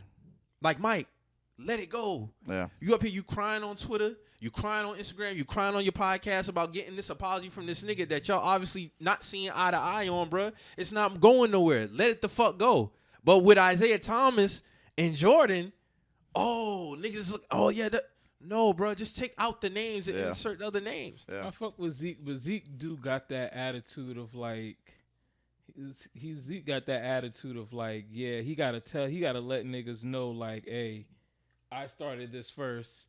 We did this first. But yeah, but here's the thing. Sometimes Zeke, I feel like he need that approval. Zeke is recognized as arguably a top 3-point guard all time. Yeah. You've had documentaries about you and the Bad Boy Pistons. My nigga, you're revered. So for you to feel, you willingly gave your soul to Jordan. Yeah. That's what it looked like to me. I'm talking about as a man.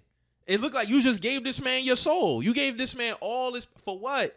You're a legend in your own right. And to me, it looked like as if you're upset that Michael is revered in the light that you will never be revered as.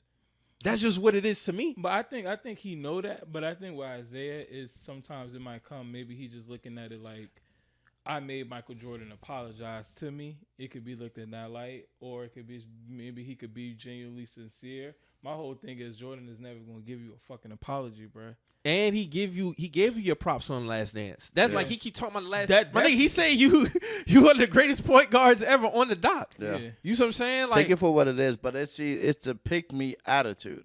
That's what it seemed like to me. Like pick me, choose me. Like that mentality is disgusting, bruv. Because this is the outcome of this shit. Nothing's good enough for that. You know what I mean? Nothing will be satisfying until, okay, now Jordan does this fucking apology. Now what? Like, now what, nigga? How many years is this shit removed? Because y'all not going to be friends. Like, but how many years is this shit removed? You see what I'm saying? 30 years, So Drew. Even an apology, what does that change? Nothing. You are you. Michael Jordan's him. Your statue will still be where they at. You know what I mean? Nothing changes from that. Let that shit go. Yeah. You just gotta let that shit go. He got his own thing going. Isiah Thomas is he's a very great businessman. He got a lot of businesses he doing and shit. So this man don't need no Michael Jordan apology. Like he's never gonna give you that. But shit. It's the pick me mentality, man. But breaking news: Tristan Thompson just signed with the Lakers. Him and Shaq Harrison are now with the Lakers. So breaking news on We're Just a Messenger Sports topic. Yeah, man. There you go, Marcus. How you feeling? What the fuck are we doing? Why we do that? That's a LeBron tag right there. No, why we do that? That's that LeBron shit right there. He's talking about nigga, Dwight Howard's in Taiwan right now. We can't just go and get this nigga back. Putting up 40 and 20, nigga. DeMarcus Cousins is DeMarcus Cousins sitting around this motherfucker somewhere. We can't just get him back. Tristan Thompson. Dog, give me Dwight Howard, bro. What the fuck? Shaq Harrison. Bro? But yeah, man, I think again Isaiah needs to let that shit go. It's a lot of shit that's pent up in this nigga's body. I think he got to talk to the man upstairs about that. For sure. Honestly. Because that's the only person who can give you the answers that he's looking for. Because Jordan ain't doing it. Yeah. We all know how he get down. That's my thing. When you know somebody is of a certain character, regardless of how you may feel, that's just what it is. Mm-hmm. Like, Mike feels like you're an asshole. You feel like he's an asshole. Mike told his stories about his first All-Star game. He said he got froze out. He felt like he got froze out. But here's the thing. Mike ain't been bitching about that shit for 30 years. You the only one. Because Mike done like. But let's throw it out there because I could be fair. If you felt like Mike did some some sucker shit to you, Mike feels like you did some sucker shit to him. Yeah. So it's a clash. Y'all never gonna come to an agreement, and that's okay. There's a lot of factors with that because, you know, Isiah Thomas is from Chicago, and like Charles Oakley said, he might have felt like that Chicago, you know, became a Michael Jordan city. He came through and took that shit over, which to me, I feel like, bruh, even though Jordan, yeah, he came in Chicago, but nigga, you still are from Chicago, so I don't know why you would, you know, feel some type of way about another nigga who's like, he didn't choose to come to Chicago and try to take your city over, nigga. That's what came with it. Yeah, he just came with it. He would have went, if that nigga would have went to Dallas, that nigga would have to Milwaukee. Portland, it would have been the same shit. It would have been the same shit wherever he landed at. So you can't really get mad at him for that. And then, you know, I also heard Jordan was in like an elevator with Isiah Thomas, and he didn't want to like, you know, disrespect him or step on his toes or nothing, so he didn't say nothing to him.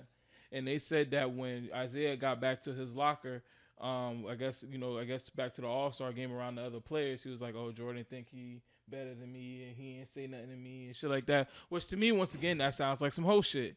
But because it's like, bruh, if you really felt that way, you could have just approached that man. That man was he was like in the second or third year when that shit happened. So it was like, bruh, you could have approached that man if it was really. And that's what I'm saying. Like, I ain't shooting nobody no bail. I'm just going off of the one man who's been talking. The other man don't be talking. And like I said, if you feel like Mike did some asshole shit to you, Mike feels like you did some asshole shit to him. Mm-hmm. Neither one of y'all gonna budge because of your attitude, so just let it the fuck go. But it do seem like he's trying to change the narrative around him. But see, he don't tell the shit that he did. You get what I'm saying? Everybody knows Michael Jordan is a fucking asshole. We seen The Last Dance bruh. You're not saying nothing that's nobody's don't know. You're not saying nothing nobody don't know, my nigga. But see, I think it's more of like he's trying to turn people against Jordan. And it's, again, 30 years removed, bruh. Like Charles Oakley said, like Isiah Thomas doing this thing now where everybody's better than Mike. Okay, cool. You not better than Mike. And that's just the real shit. Yeah. Like, what it does seem like, and trust me, I've only been on Twitter 5 years, and I'm already burnt out on it. This whole Jordan thing, his legacy, who he didn't face, who didn't do this, da-da-da-da-da.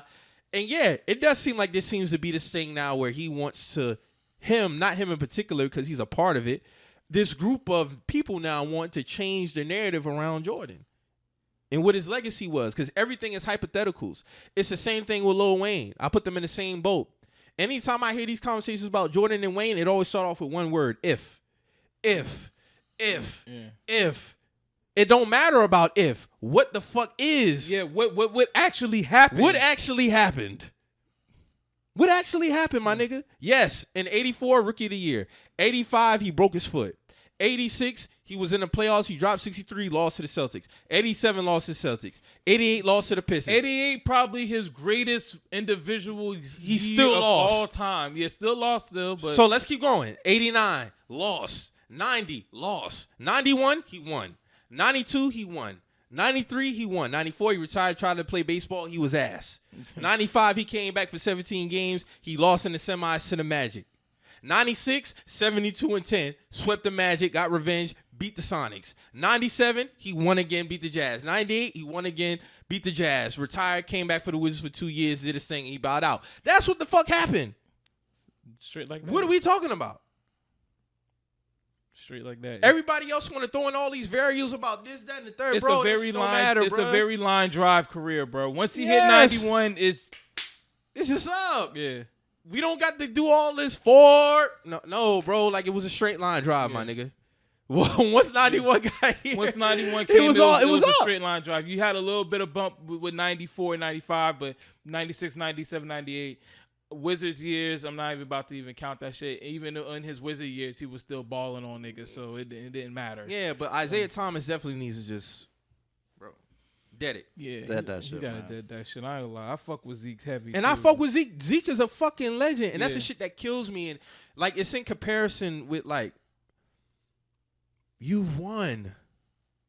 I don't understand this thing with people who've already won who feel the need to constantly bring up some negative shit. My nigga, you're a legend in your own light. You're winning. Why are you still pulling at this one thing? Like, it has that much power over you? And I also think Zeke fighting for his respect, too. I ain't gonna lie. Nobody be disrespecting Zeke, though. That's the thing. But see, this is the thing. If you look at his All the Smoke interview, he was a lot of things he was addressing as far as, like, he said, as far as like 3-guard offense, Pistons was the first to run that. Okay. He said, as far as having big shooting threes, Bill Laimbeer was shooting threes. He said we got to give us credit for that. He said some other things too that he felt like he wanted credit for. Also, with the Toronto Raptors, he felt like he needs to get more credit for that because he did. I think he was the owner of the Toronto Raptors. Okay. Now. He said he was the owner of the CBA, which basically the NBA kind of took their formula and made it into the G League. Okay. He said he needs to get props and credit for that. So, but you saying that just speaking to what Drew's saying about the pick me shit. Because here's my thing. Outside of that, since I've been a kid, I've always seen documentaries about the Pistons. Yeah, me too. Sports Century is a show for any young listeners that I have on this podcast. Sports Century used to be on ESPN Classic, and they covered a lot of sports stories. Yeah.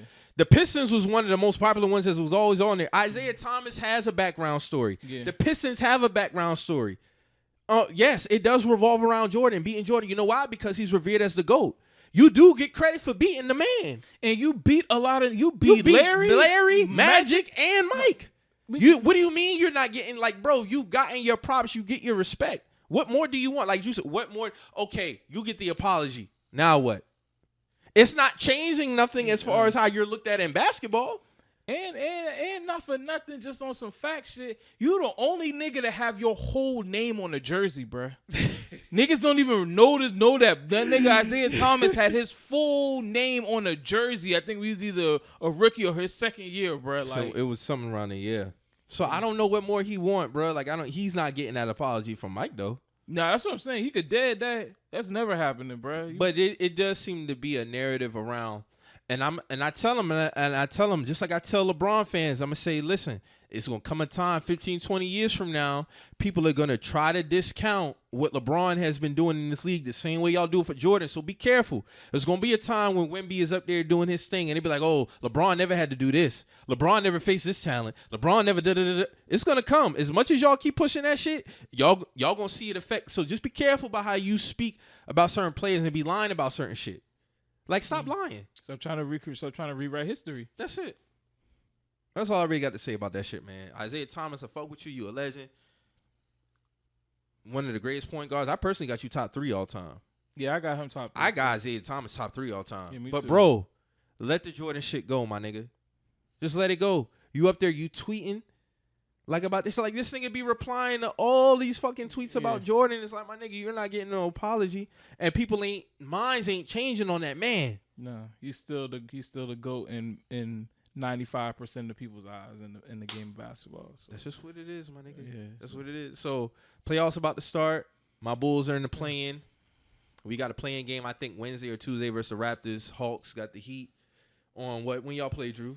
Tuesday, Wednesday? I know we got a game tonight. This is our last regular home season. Yeah, today's the last game of the NBA season. It's all about UD, nigga. Finally giving up that bench space. I seen that video of people wishing him congratulations on his final game. I kind of felt like a lot of that shit was performative.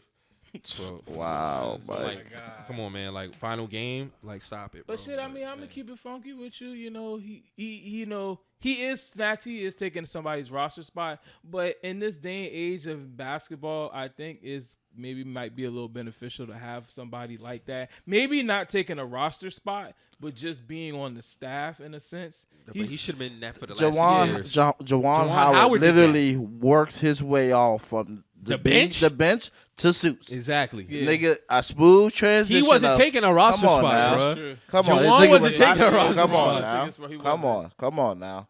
Like, and I know you don't like to hear that shit, but it is what it is, bro. Like, 20 years, thank you. Thank you, 3 championships, bro. You know, much respect, much success. You are a legend. You know, hats off to you, man, for everything you've done for the organization and for Miami.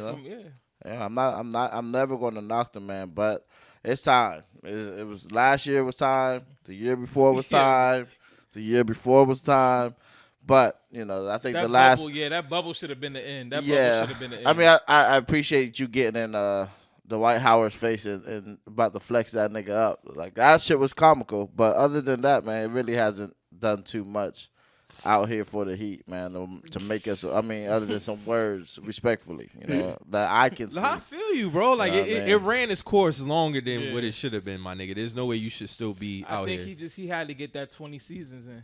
For what? He didn't play for the last what? I mean, but don't like you, really play? Don't you? I'm pretty sure there's something.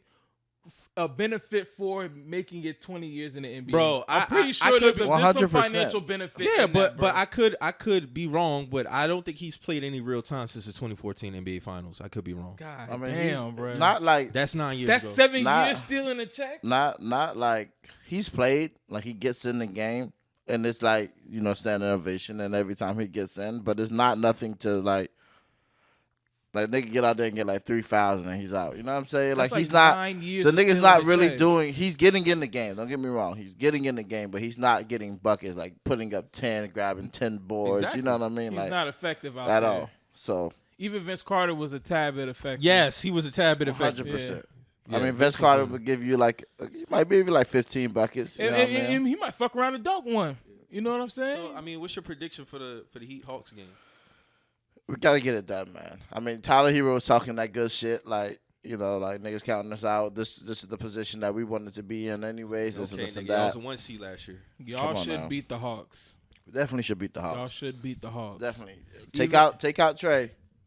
Even though I hate Jimmy Butler with the bottom of my heart. That's tough. I hate Jimmy Butler. I hate stand his alone game. with that one, brother. I hate his game, but y'all should beat them. Y'all should walk away for sure. That one. For sure. And then if y'all the 7th seed, then who y'all gonna be going up against? What, the Celtics? Yep. Mm-hmm. I'm fine with that too. Tough crowd. Let's get them niggas out the way. Sorry, Mo. Let's get them niggas out the way. I mean, you say that every year. Y'all got a little rivalry going on. Facts. Y'all, but I want give us the top niggas first, bro. Let's get them out the way. Celtics probably gonna punish y'all, boy, if y'all play. Celtics probably gonna punish. At what minute mark is this? 3 hours and 51. We revisit this again now, okay? We'll revisit this. All right? If the Celtics and the Heat go up in the first round, I think y'all boy getting punished. Hey man, you need to worry about your boy Tristan. How about that? Man, I ain't worried about this. You need to worry about. Why the fuck we signed this nigga, dog? Like, what are we doing? We have so much good trades in the during the deadline, and then we pull this shit. Like, I mean, the seeding won't get finalized till the day, but as of right now, y'all still in the play-in. We gotta win. We still gotta win. I mean, so we play against the Jazz today. That's just comical. Y'all right at the 7. The Golden State Warriors, they play today. They play at 3:30. Who they play against? No, I lied. Golden State plays. Oh, at 1 o'clock. No, 3:30. They play the Blazers. Okay, they're gonna win that. So that's. And y'all play at 3:30 the Jazz. So we gotta beat the Jazz. The standings are from 5 to 10 have not. No, 5 to 8 have not been finalized yet. Minnesota's locked in at 9. OKC is locked in at 10. Okay, but for us, New Orleans, LA 7 and 8, Golden State 6, Clippers are 5. I mean, the Golden State is going to stay at 6. That means we're going to get a Golden State versus Sacramento first round. Phoenix and Clippers right now would be 4 and 5. Y'all would play New Orleans for the play-in for 7. Yeah. And if y'all have the 7, y'all play Memphis. We play Memphis. Yeah. And if we get the 8, we play Milwaukee.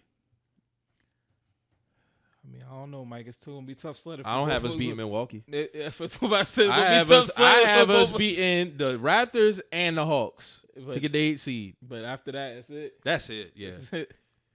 I didn't think we was gonna be the 9 seed. Shout out to Don Dropper. He had a predictions back on October 18th actually about us being a 9 seed, and I was like, we was gonna revisit that, but I was wrong. He was right.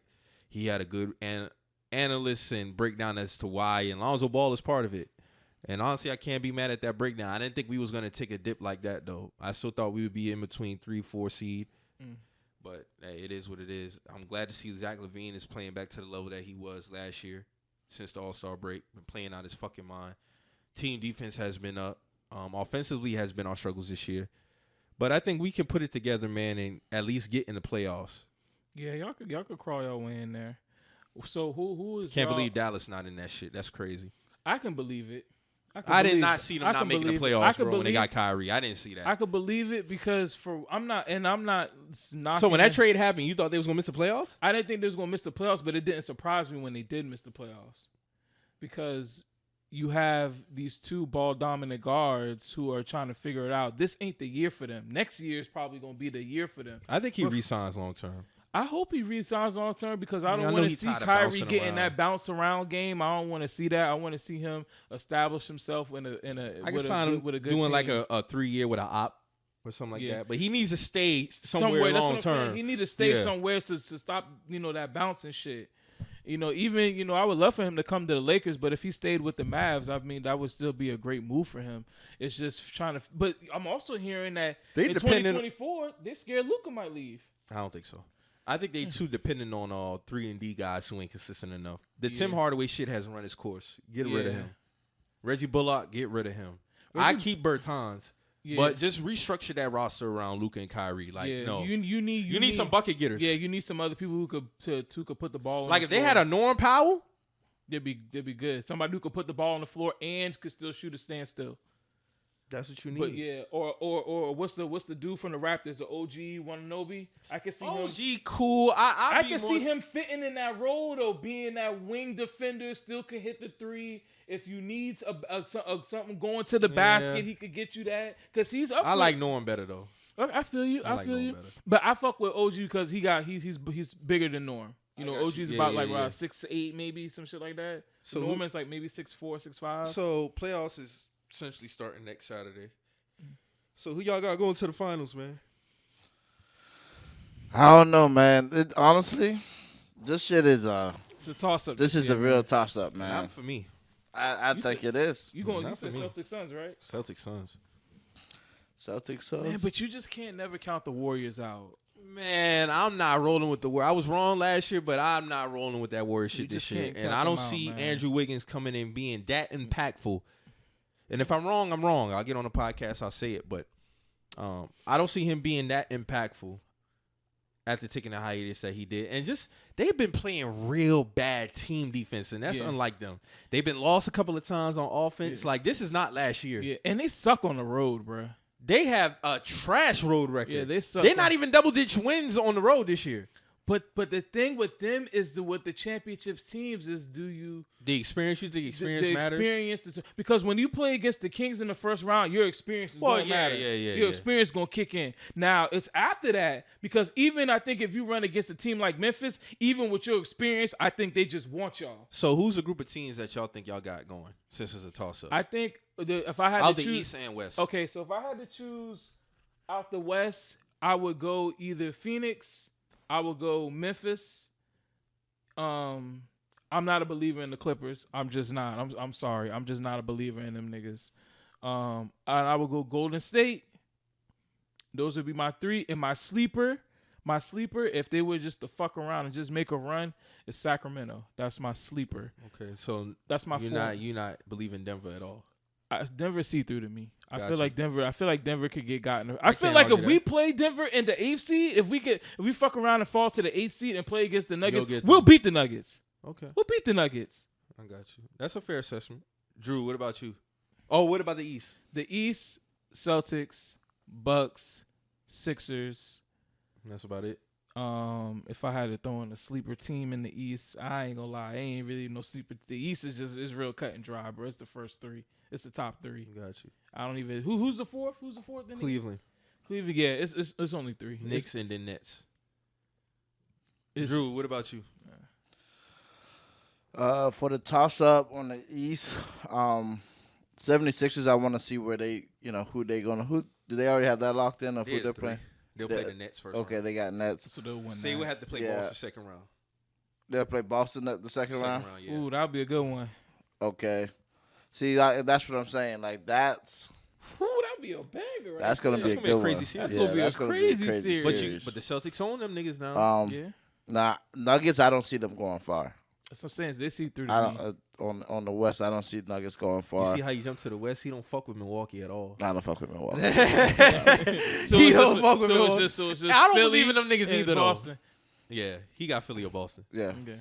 Man, I can see Philly making that run though. I don't see it. I can see Philly fucking around. But the thing with the Celtics and them, not to cut you off, Drew, is when the Celtics play the Sixers, bruh, it's like the Sixers, even if the Celtics are down, they still just find a way to beat these niggas, bruh. Yeah. Like, They got it. And that's the thing. Like, but people do feel like this is the Sixers team that could probably get it done, but possibly, but I don't see it. And I got Boston.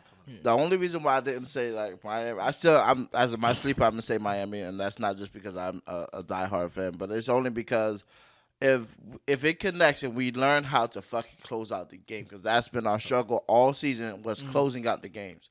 If you watch the games, we really be balling. It's just closing the bitch out. You know what I mean? Yeah. The last 5 minutes. Holy shit. It's like everything goes wrong, dog. Everything possibly that can go wrong goes wrong. But that's why you have somebody like us. So you're supposed to have Jimmy Butler's supposed to be I that get guy. that. I get that, and I get that. But there's also niggas on that team.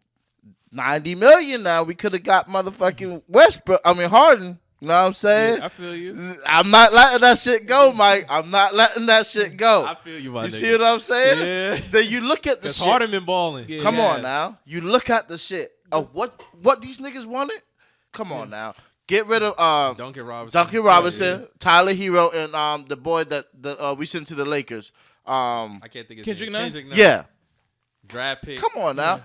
Yeah. What's Duncan doing now? Eating 90 million on the bench? Eating 90 on the bench. Come on now. Come on. What we doing? But we'll see what y'all. The thing with Miami is when I see with y'all, I see that Butler is the only person when the shot clock running down who can create something for himself. Even though I fucking hate the way he even creates for himself, then they can still create for himself. I think other players like a Tyler Hero or something, somebody gonna have to create something for them. Not to say they can't create. He can't really create for himself, but he's just not no guy that you can give the ball to when the shot clock's going down. You'd be like, all right, go on. Yeah.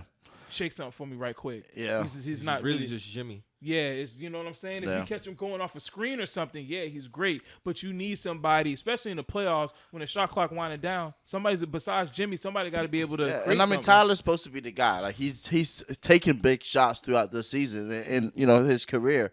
But back on the West, man, it's kind of like a no-brainer that, Suns at 4 is not really the Suns at 4. You know what I mean? Like, that's... You're not really playing a 4 seed. It's a long day for a lot of niggas who ever playing the Suns. Tell them that, bro. Them more undefeated with KD, too. We gonna see, though. Like that. I don't think they go on, like, no 17-1 run playoff run or nothing like that. But I mean, but if they play against the Clippers in the first round with no PG, bro. Suns at 5. That's what I'm saying, bro. Suns at 5. Suns at 5. Yeah. Them boy cooking them. Yeah. So you got who out the West, Drew? I'm Suns for sure. I mean, like I said, Denver sitting at 1. That doesn't move me at all. You know what I mean? Like I don't see that shit. I just don't see it. Now Grizzlies at 2. They just signed a big boy off the D League for a year, $7 million. Yeah. That's nuts. But whatever. He's two-way though. He's two-way. I get it.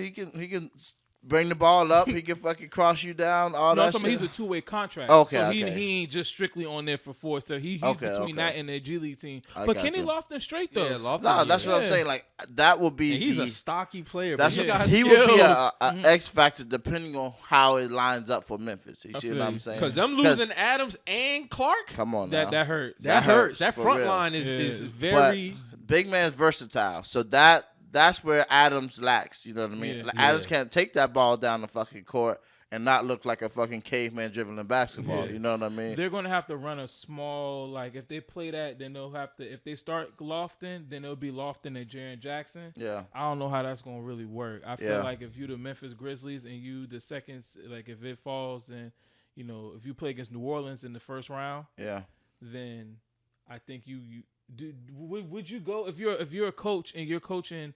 You got your team and you're missing Clark and Adams, and that's your your main front line. How would you attack New Orleans? Would you try to play big, or would you try to kind of go small? Would you try to mix it up? Would you have maybe three guards, 1 and 2 forwards? Like how would you go and mix it up? Because Zion's going to punish whoever's down there. At the end of the day, he's going to punish who's ever down there. But he's not playing. He's not playing. Yeah. Oh, damn. He's not. Okay. Yeah, well, so you're good then. You could cover that. Now, let's say you play against the Lakers.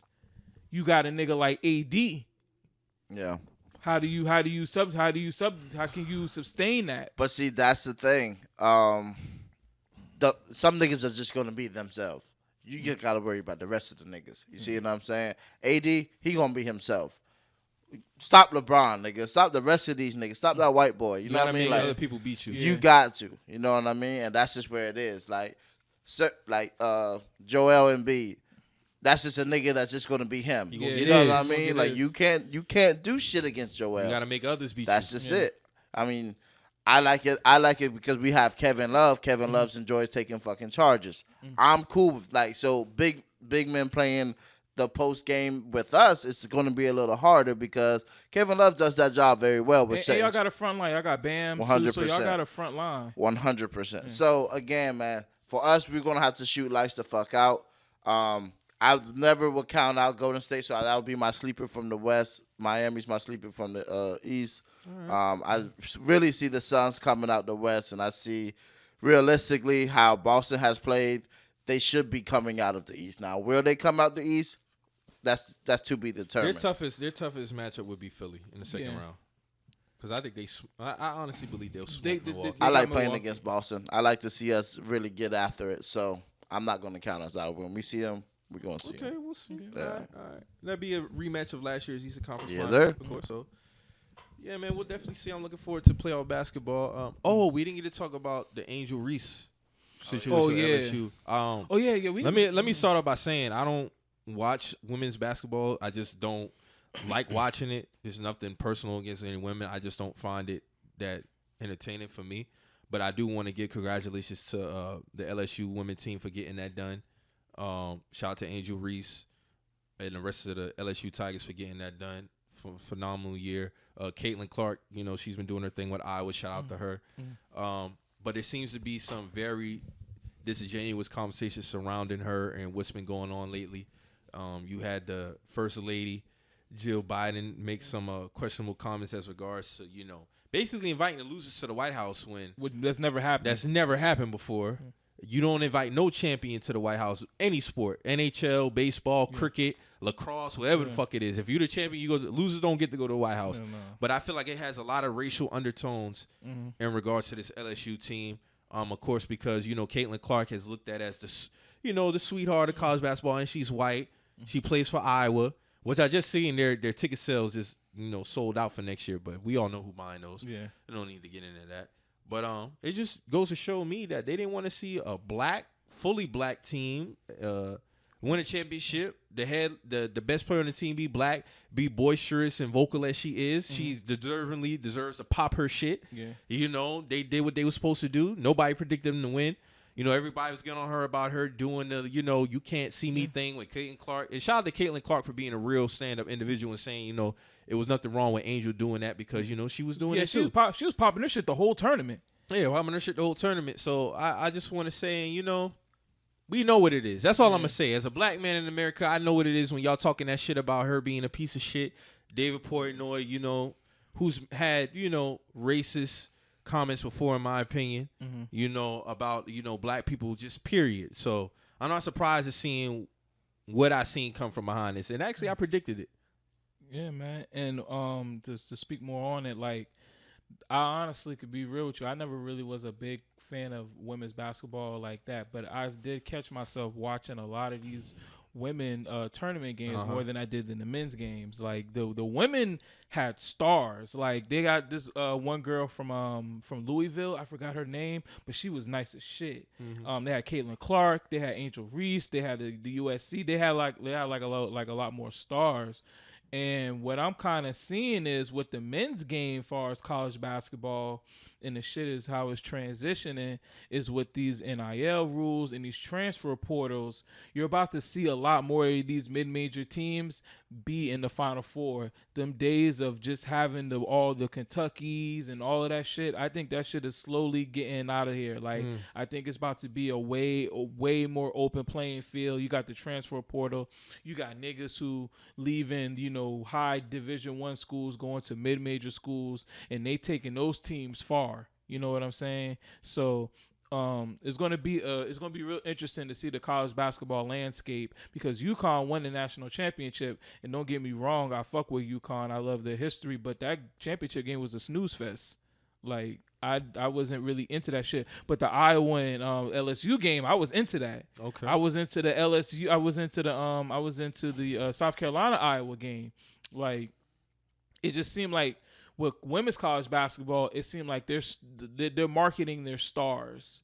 They're marketing their stars. They're getting their stars. And, you know, Angel Reese even said, I know she wasn't, like, trying to shit on the WNBA, but she damn near almost make a quarter, like, she damn near, she make over $250,000 in NIL deals. That's still in college. That's she make more than fucking WNBA players right now. Like, so...